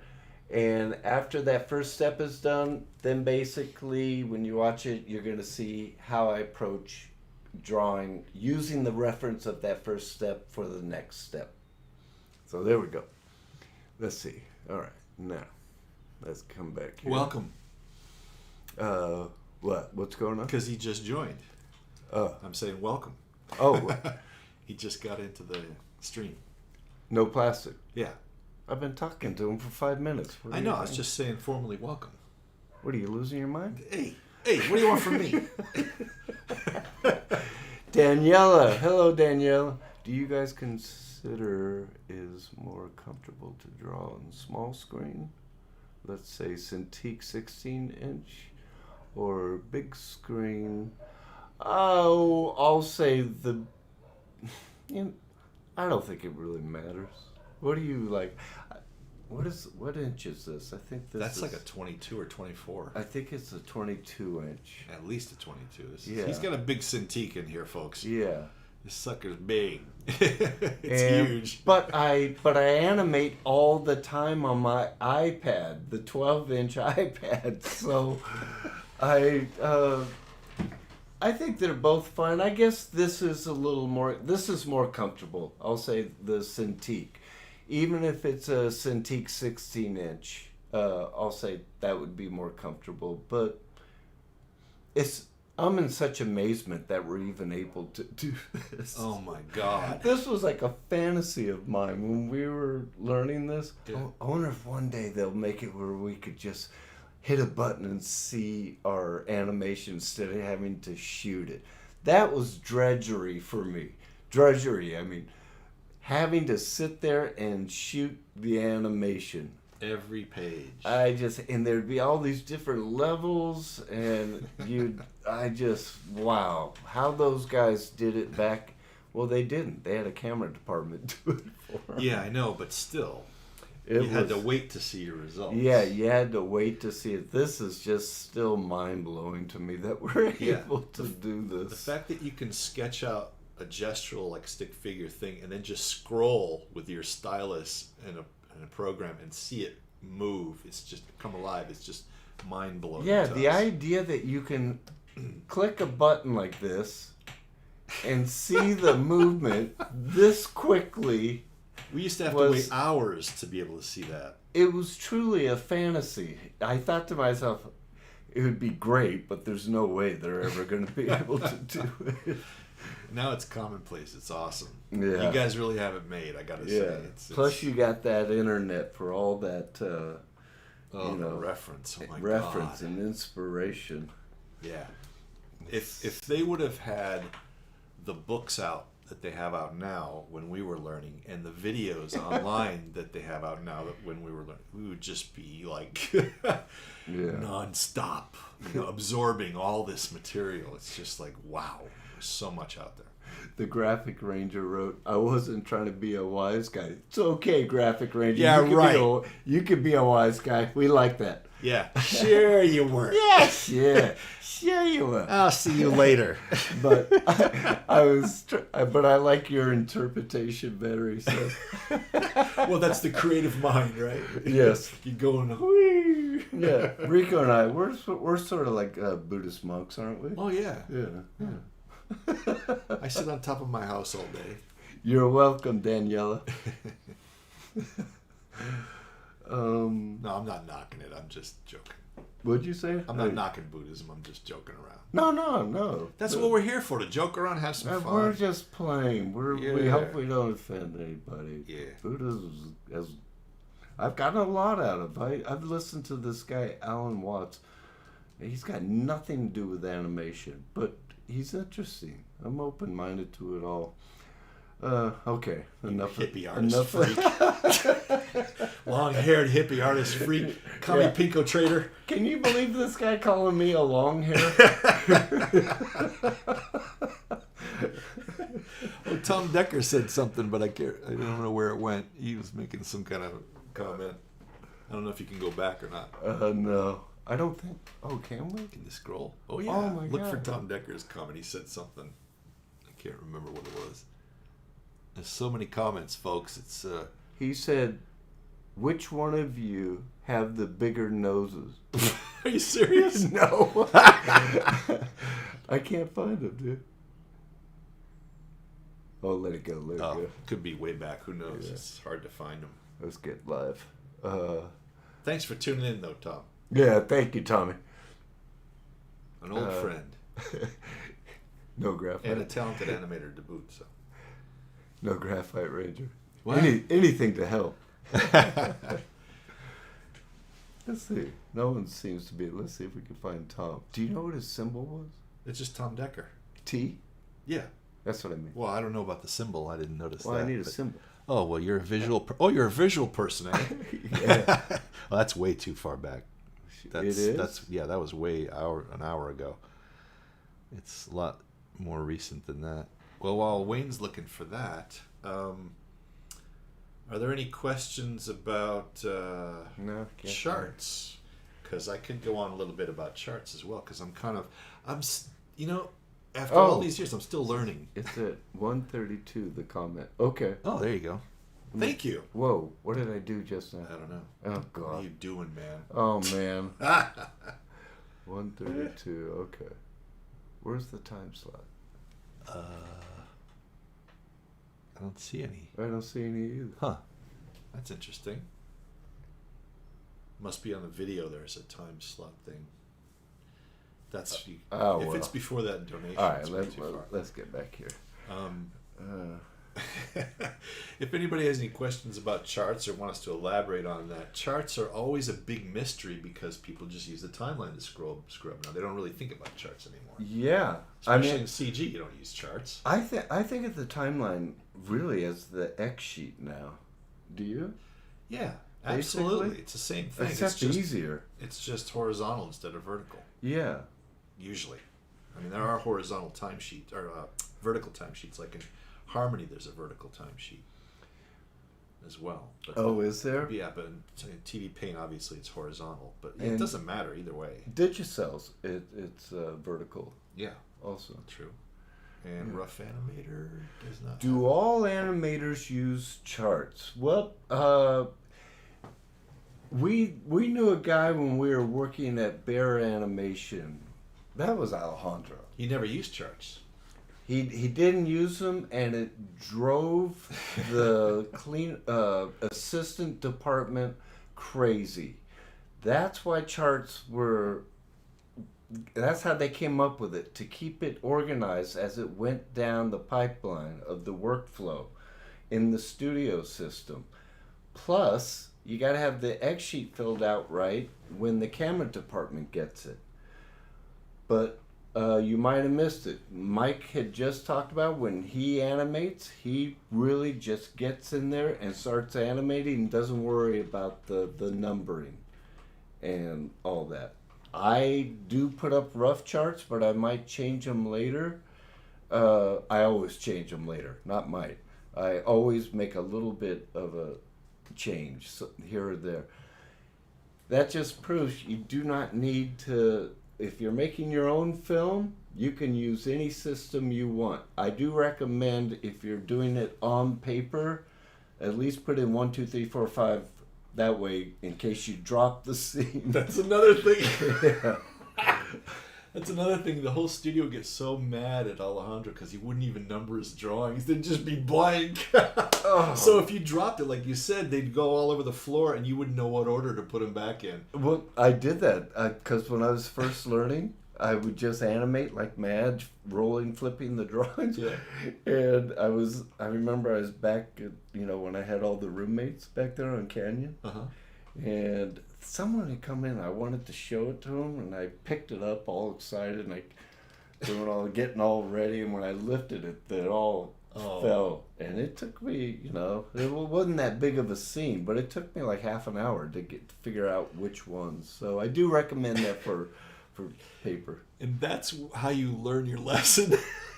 That is if you do a big stack of animation on these drawings and you accidentally drop them, or they get, it's like dominoes, they go flying everywhere. You have to spend at least a half an hour to an hour trying to get them all back. Yeah, it matters how big if you have a stack of paper like that, man, it'd take you all day to figure out. And I guarantee you, once you go through that once, you don't ever want to go through it again. So you start numbering your drawings after that. No. Chadwick asks again, how can I better understand timing charts when doing quick actions? I got an answer for that. Go ahead, take it, because I'm not sure. I think what you're asking is, I hope this answers your question. If I'm animating a scene and I want to put the charts in, the first thing I'll do is if you're doing drawings, you have to shoot them. You have to either scan them or photograph them and put them in an app and then check the timing. Once you check the timing, you can see which drawings need to be on ones and which need to have, more time allotted to them on the timeline or the exposure sheet. So that's how you figure out quick actions for charts. Like, in other words, you'll need some charts you'll need to. Do you want to draw it? Indicate? No, it's just I'm just saying you'll need them to indicate a slow in or a slow out. But other times you won't even need a chart between a drawing because it is quick on ones. One drawing might have to come after another drawing right away. It doesn't need any in between. So that's how you figure out whether it needs a chart or not. Is you have to have some kind of a feedback or pencil test system or a timeline or in a program to check it out and see how it plays at speed, and that'll let you know for quick actions whether you need a chart or not. That makes sense, right? I agree with that. Soda Pop asks, which do you prefer, digital or animation desk traditionally on animation? I gotta say now, I prefer the digital.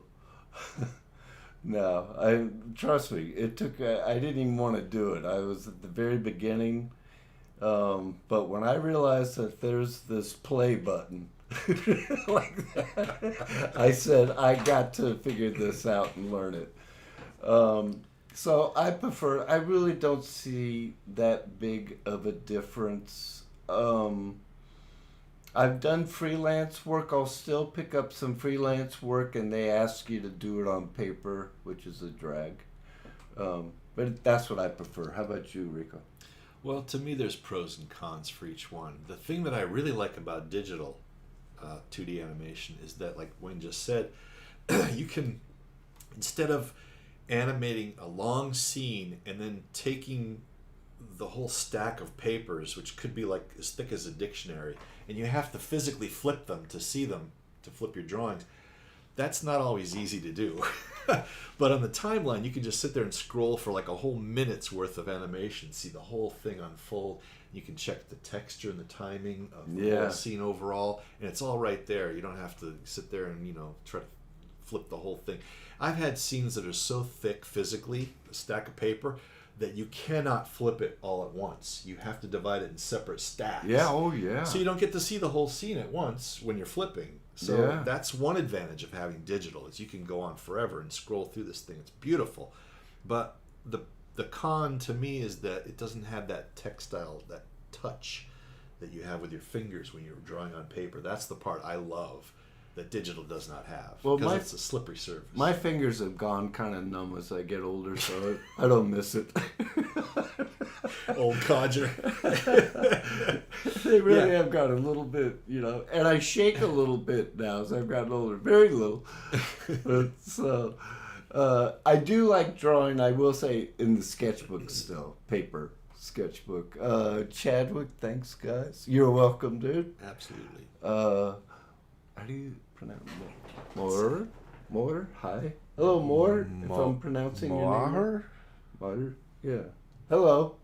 Howdy. How are you? Welcome. Got any questions? You guys, on charts again, I just thought of something. On the charts, remember, that was created for the studio system. If you're just beginning, most important thing is to get the acting and the action working. Trust us when we say, just start animating. Just start making the movements. Something simple, a head turn, an arm lifting up. Doesn't have to be the full figure. It could just be a couple of legs walking. Or an arm grabbing something. Something. It's endless. Anything you want. And you're going to, just intuitively, you're going to start to understand timing, spacing, and all that. But you need to just get it down there. I hope that helps. What's that? Just another word about charts is, when you're doing charts, when you're trying to chart out something to try to figure out what kind of in-betweens you want to put in between stuff, I would experiment with doing a chart that has halfway points, and then I'd do a chart that has thirds, and see what different effects you get from that. that I'll illustrate that for you guys. Here's a chart. I'm not going to put down any numbers. Here's the chart. Here's your key. Here's your other key. And what Mike is, you can start off the very beginning. What I always recommend is one directly in the middle. Half. Here's the loop showing the halfway mark. That right there in the middle. Halfway. That's a slow end chart. So if this was 1, 3, 5, 7, 9, 11. Right there. That's a slow end. Then Mike just described, get that out of the way. Oh, man. I don't know. You created a texture brush. What is that? That's a texture brush, I think. What's that thing for? That's for Oh. that's for drawing creating a new brush. There you go. Okay. All right. My back on. Okay. Then Mike had said thirds. Well. Yeah, try both of these timings. Yeah. Play around, but start off with the simple ones like that. Half. Half. That's a slow in, and the opposite of that would be a slow out. And then if you want, this is more complicated. If you got, I shouldn't have put 11 down there.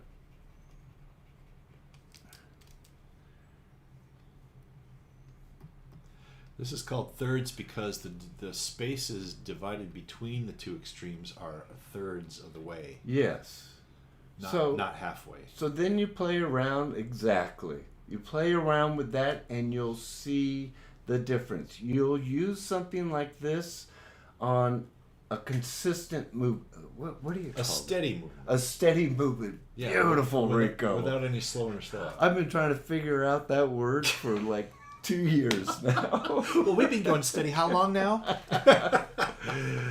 A steady movement. Yes, a steady movement. That is what you... Or consistent. Or consistent. That's what I use. I like steady more. It's just a steady movement. That's a good one. Right, no variations. And so no variations. And those are a little bit more complicated. If you did drawing 1, did drawing 7, you got to focus a little more. It's not shape in between shape. You got to favor it up there. I have to qualify your statement when you said it's more difficult. It's actually more unfamiliar because most people, as human beings, naturally like to divide things in half. Exactly. I don't know why, but it's a natural thing. When Yeah. you go thirds, it's like, what? Yeah. So it makes it more difficult. But yeah, it's just because it's unfamiliar with. But then understand, once you get number 3 done, then you're in halves again. then you're in halves again. So you only have one challenge. It's only that one challenge, and trust me, you get used to it. You'll have a shape there, and you'll just be scrolling through your drawings, flipping them, and you'll just put in that shape there. You just do it naturally. It's just a matter of time and practice, like learning a software. Yeah. It's just like that, where it becomes second nature. It's a good analogy to this is music. When you're learning to read sheet music, a lot of rock and roll music and a lot of music in general is just on a 4 beat, which is quarter notes. But when you start going like 5 beats per measure or 7, which is an odd number, then it's the same kind of thing as the odd numbers. It took me forever to get even a 4 beat, and I still don't know if I understand it. Let's see here. Yeah, it's just when unfamiliar. do you use impact frames? Could you elaborate on what an impact frame is? Yeah, I'm 'Cause we're not sure what that means. Not quite sure. I mean, that could be interpreted different ways, I think. Okay, and then ZHHT. Zit says Zit. how do you really understand timing? How to know when to animate on 1s or 2s? Excellent question. Take it over. How to know? Okay, most super fast action is on 1s. Because if you do a super fast action that you're animating on 2s, it tends to strobe. It feels like it's being stilted in its movement. So in order to make it flow naturally or seem more natural, I would do it on 1s. And you can get away. Here's another good point about 1s and 2s. You can get away with 2s almost all the time. If you look at any Disney feature, most of the stuff is on 2s, and they only go to 1s when they need to. Now, the thing that I've discovered about 1s and 2s is when you do a combination, when you artfully go, when you segue between 1s and 2s, you get a really nice feel. Really, I agree with really that. nice texture in the movement. Yes. So mess around with it. Try things on 1s and 2s. Experiment with it as extensively as you can, and try to go in and out of it and stuff within a scene, and you'll start to get a feel for it. But it's only through really experience that you get to. I agree with that 100%. But the basic rule is fast action 1s, normal to definitely slow moves. Keep it on 2s. Richard Williams says put everything on 1s. That's I actually think it looks better taking advantage of the art form if you do just like Rico said about mixing it up. And Richard Williams mentioned either in his book or in a video, he said that the witch scene in the Thief and the Cobbler, he did a scene where she was on 2s, and it looked better than it did when he shot it on 1s, so he left it on 2s. Did he? Yeah, he couldn't explain why. But it's just about the spacing of the drawings, I think. Whatever feels best. Yeah, whatever, again, it's that whatever simple. feels best. Yeah, for what effect you're trying to get. As Chadwick asked, as a beginner animator, which is better, straight ahead or pose to pose? Boy, that's a big question. As a beginner, that's the key. What would you yeah. recommend? Straight ahead or pose to pose? That's a good question. That's a good question. That's a real good one. You guys got good questions. I would think straight ahead because it's going to keep you loose. When you're first learning, you go pose to pose, you don't understand the movement. Right. And you're not feeling it as much. Here's a good angle on that. When I was in grade school and high school, in our books, in our textbooks, we used to do little flip books on the side pages, and that was all straight ahead animation because it's a flip book. Right. So we were forced to do straight ahead, and what that taught me was how many drawings it took me to get a certain action that I didn't want to go by too fast. Good point, yeah. It opens your eyes right away, like, oh wow, this doesn't take 4 drawings, this takes 40 drawings to do something. Because when you're flipping it, those pages go by really fast. So, yeah, I would say my personal recommendation would be try straight ahead first, because then you start to get an idea of, oh, that takes a lot of drawings to do this thing, not just a few. You get a immediate feedback of. You do. I would say in the very beginning, go straight ahead. You could also remember you can create your storytelling poses and work. There's a video we have on One-on-One YouTube. There's a video talking about combining both. I have a video of straight ahead, pose to pose, and then one the way you can combine. What was that? That was one of those donation things again. Well, thank you. Thank you, Arlek. Thank you. Thank you very much. Thank you. Wow. Appreciate it so much. Hero. Let's see here. The impact frame is the frames you see in animation films that are solid fills for lights and darks. Oh, I think that's like a flash frame. Yeah, flash frame. Oh, okay. Yeah, that's something that the way I learned that was by looking at films, cartoons that had that effect in it to see how they did it. And everybody does it a little different. Sometimes they flash from white to black on 1s. Sometimes they do it on 2s. Sometimes they do a combination. Sometimes they do negative of the character. Right. Black and white. Yeah. I remember I had a scene of Darla Dimple in Cats Don't Dance, and she has this big plumber's wrench, and she hits it into a electronic board, music board. What do they call it? Lighting board. Yeah, lighting board, and she gets electrocuted. And it was so much fun. It was sort of, didn't have to be a model, made her a skeleton sometimes, a lightning bolt at other times. And what was the question? When do you use the impact? No, it was, let's see. When do you use impact frames? Yeah, when do you use impact frames? Wow, that's a good one. When something is When you want blown up and a severe effect, I guess. Yeah. Because it's like light and dark, and it's strobing, and it's really jarring to your perception of the frames. Yeah, I know in anime they use it a lot. Oh yeah. Because there's so much fight scenes in it. Oh right. And it's like and then the fist is coming in, then it flashes to a white card, black card. Yeah, it just gives an extra. Yeah.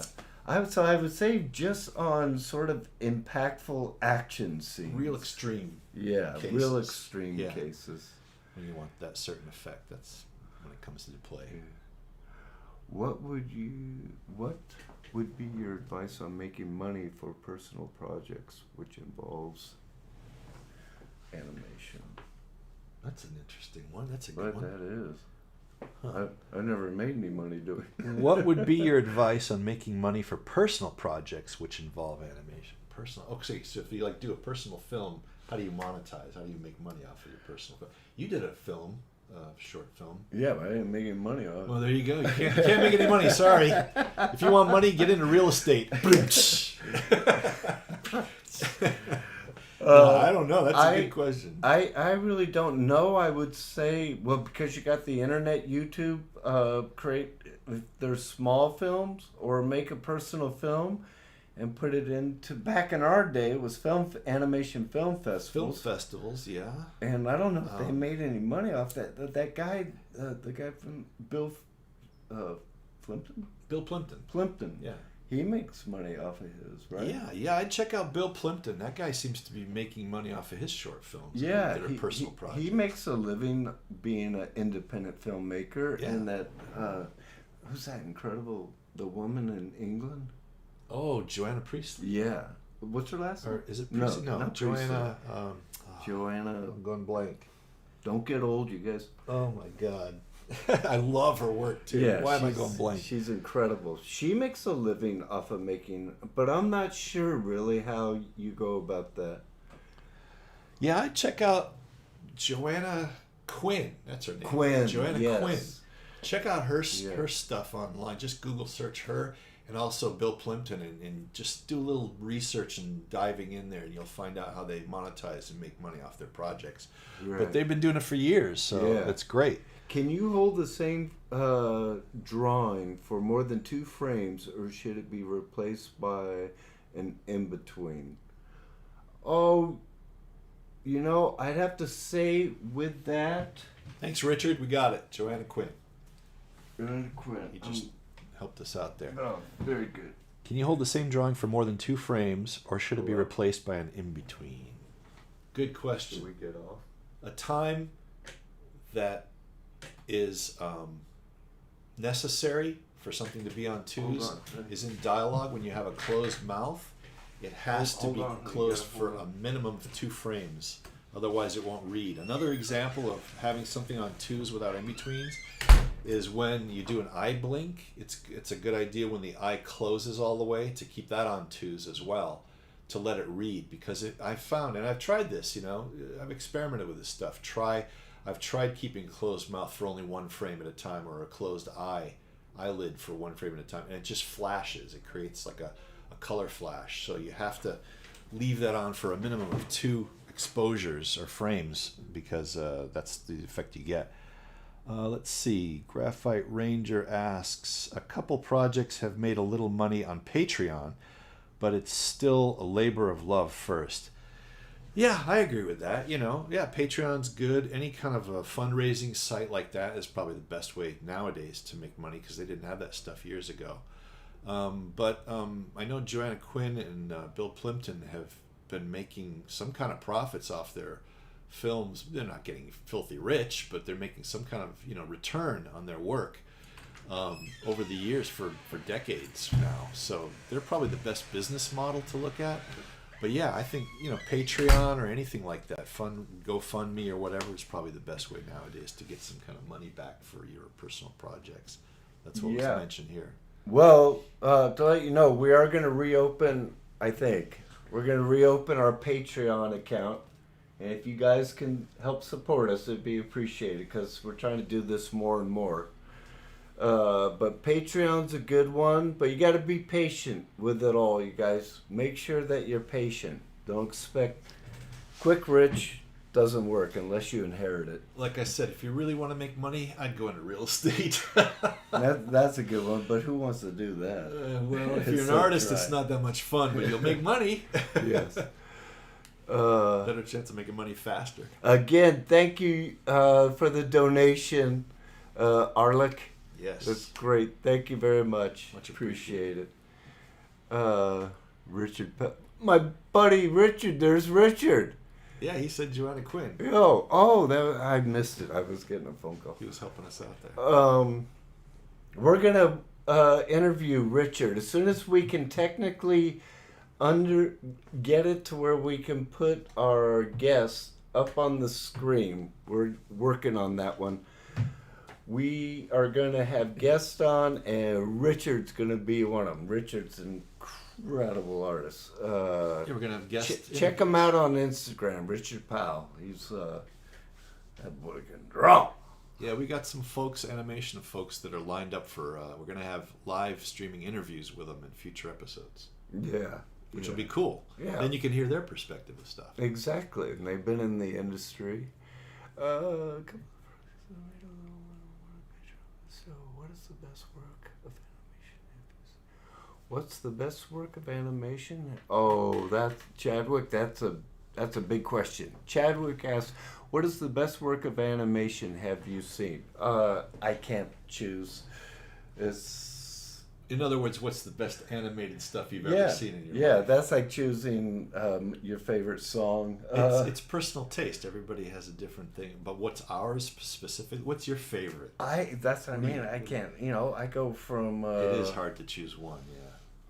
Yeah. I really. You know what? I'll put Bambi up against Sleeping Beauty. Klaus. I thought that film was great. I thought it was new, modern, inspiring. Pixar. I really like The Incredibles. I can't pick my favorite. And the shorts. I saw that short. That was really fun. The guy with the umbrella. It was a while ago. It came out. What happens in it? The umbrella takes over, and it was dedicated to Eric Goldberg and Ward Kimball. What's it? Umbrella. You never seen that? It doesn't sound familiar. Where he's I think it was made in France. I might have missed it. Oh my God! I gotta show that to you. It's beautiful. Okay. But it's a short. So many. What's yours? Oh, it's impossible to pick one, but I can throw out a few names of things I really dig. I love The Incredibles. It's like every frame of that movie is just beautiful, man. Love it. I would say, because I'm a paisan, I gotta say Allegro Non Troppo. You gotta give props there. Hey, keep it real. That's a beautiful, beautiful film. That's very old. That is God. Why am I going blank? It's because you're getting old. His answer to Fantasia. It's his version of Fantasia. Yeah, he was an Italian animator, filmmaker, director. I can't remember his name. I'm going blank, man. He's really good. Just look up Allegro Non Troppo. It's beautiful. It's got all these different sequences in it, and they're all different styles, which is really cool. I really like that part about it. I really liked Klaus. That was beautiful work. Gorgeous stuff. Yeah. And this the one with the guy, the bicyclist, the French film. What was that, 10 years ago? Triplets of Belleville? Yeah. That was beautiful. I thought that was really, it's just... And then any of the Miyazaki films are gorgeous, Miyazaki, man. yes. Spirited Away, I thought was in Kiki's Delivery Service. Yeah. I cannot choose. It's just... It's tough. Chadwick says his is Jungle Book. That's a beautiful one. Personality animation, gorgeous. That was just great. That's right up there, man. 101 Dalmatians. Yeah, they're all so many. It's hard to pick. What's your least favorite? Should we go there? Oh, least favorite. Wow. And let's leave it alone. Yeah. Warner Brothers, we love Warner Brothers, UPA. Yeah, I love all that stuff. MGM, Columbia, and Warner Yeah. Brothers, UPA, all that stuff is beautiful. Yeah. Well, there it is. Bruno Bozzetto. That's it. Bozzetto. Thank you. Yes. God, going blank. By the Paisan. That's who sent it to us. Oh, yeah? Alessandro, hey. Giacometti. I wish I knew Italian. I wish I could. I'm thinking of learning it. I'm thinking of moving to Tuscany. There you go. Yeah. What about Florence? That's where the art is. Well, that's where Florence is in Tuscany. You know, my biggest subject that I'm best at is geography. Not. I get on Jeopardy. I'm like, yeah, that's over in. You could say Los Alamitos. I go, where's that? I like the whole of Italy. It's all pretty. I never went to the south, the real southern, down near Naples. Southern Italy? I have a friend on Instagram, Federico. Oh, he says ciao. There we go. Ciao. Ciao. Ciao. Ciao, Paisan.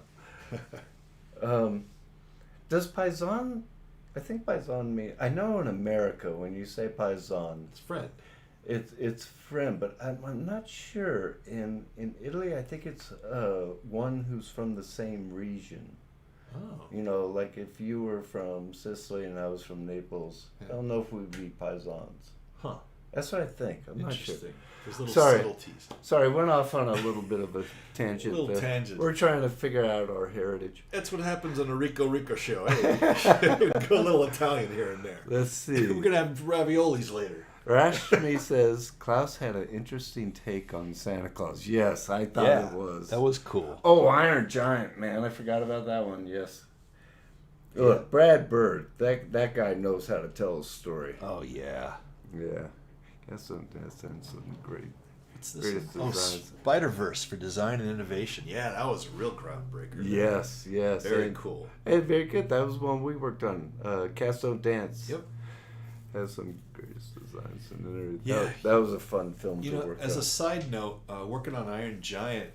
See the Alessandro said correct. You're right. No. Thank you for the verification. There we go. We don't have that sort of thing. There's only a few of us around here in Yeah. LA, so Not too much. It's not a hotbed for Italian culture, I guess. But on Iron Giant, working with Brad Bird, him, Mark Dindal, Dale Bear, Daryl Van Sitters are the best directors I've worked with. I mean, that's just to name a few. There's a lot of others, but those guys, man, it's just so easy to work with. They know exactly what they want. that makes all the difference in the world. If you get the director, if you get one that doesn't know what they want and they don't even know what animation is, That's a struggle, yeah. It's painful. It's painful. It's tough, but man, when you get someone like Brad Bird who's got it all figured out, it's like the equivalent of having thumbnails for a scene. He's got the whole movie figured out before he starts the movie in production. So it's easy. He's a real visionary. He really. I think he has that ability, like Disney, to see the entire movie in his head. Oh yeah. That's why he's able to say no. I've never worked with the man, but I hear he's very cool. He is cool. He's very cool. And that's let's see. Brave Chicken wrote anything by Milk Call. Yep. Yeah. You know, it's funny you mentioned Milk Call. Just earlier this morning, I was thinking about those Medusa scenes that he did, and every time I look at them, it just blows my mind. And more so as we move forward in life. I sit there and it's like it becomes more mind blowing as I get older. It's like, oh Yeah. man. It's like the more you learn and the more you do, the more you animate, the more you can look at his stuff and go, oh my God. Yeah. It's just Yeah. There's so much going on in there and it's so well done. Oh my God. It's just beautiful. I gotta concede that Andreas's totally justified in making Milk Call his hero. Yeah, no, I understand it. I totally get it. But It's I tell you, incredible work. looking at, see, I can't even pick my favorite animator.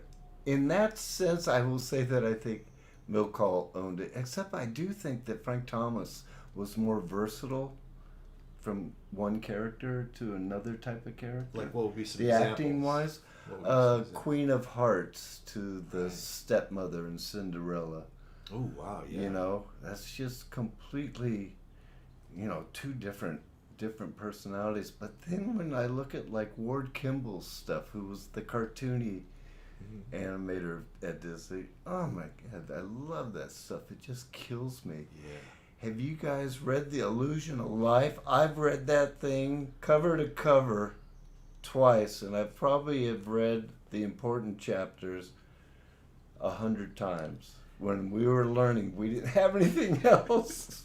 And if you look at Wayne's copy of The Illusion of Life, it's all yellow highlights all over the whole, like all the important things are all highlighted with the marker. I just studied the heck out of that book. Don't want to get censored. That's right.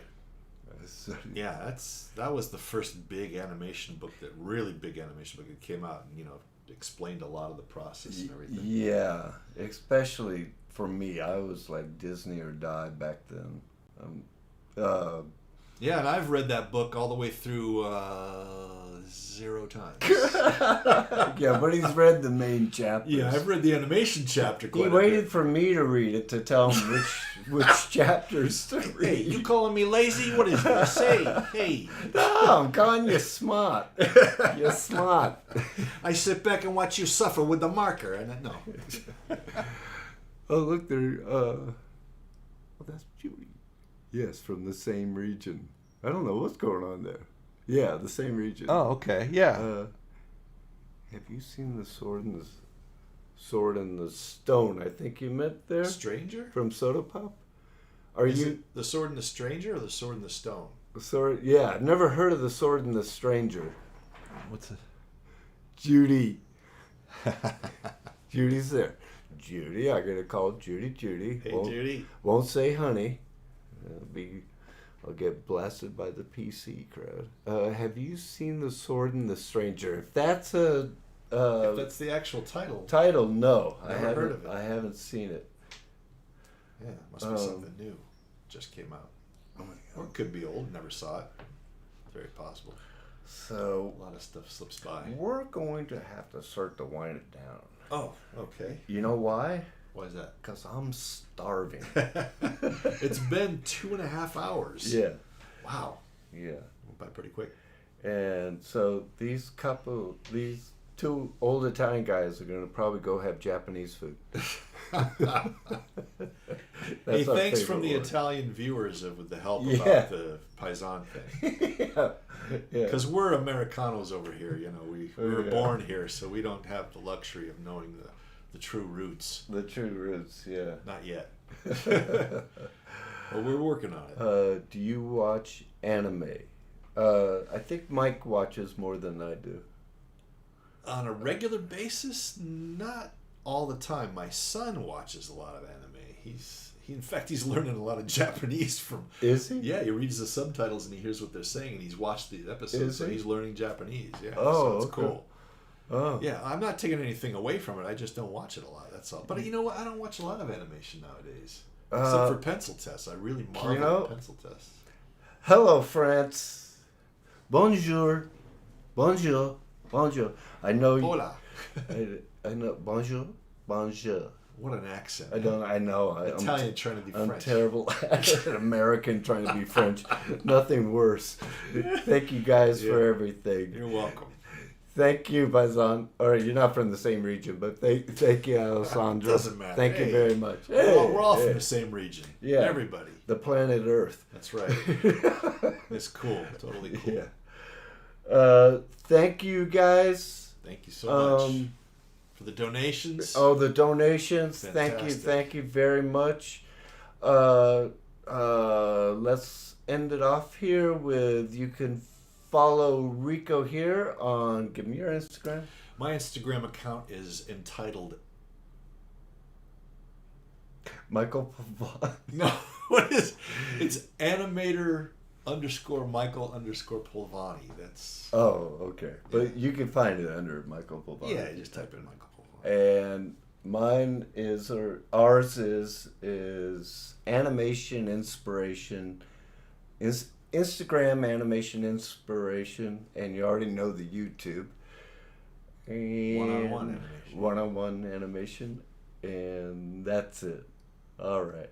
Goodbye, you guys. Everyone's Adios. saying goodbye. Ciao. Ciao. Ciao. Bye-bye. Bye bye. Sayonara. Here, you keep entertaining. Let's see. Sayonara. Ciao.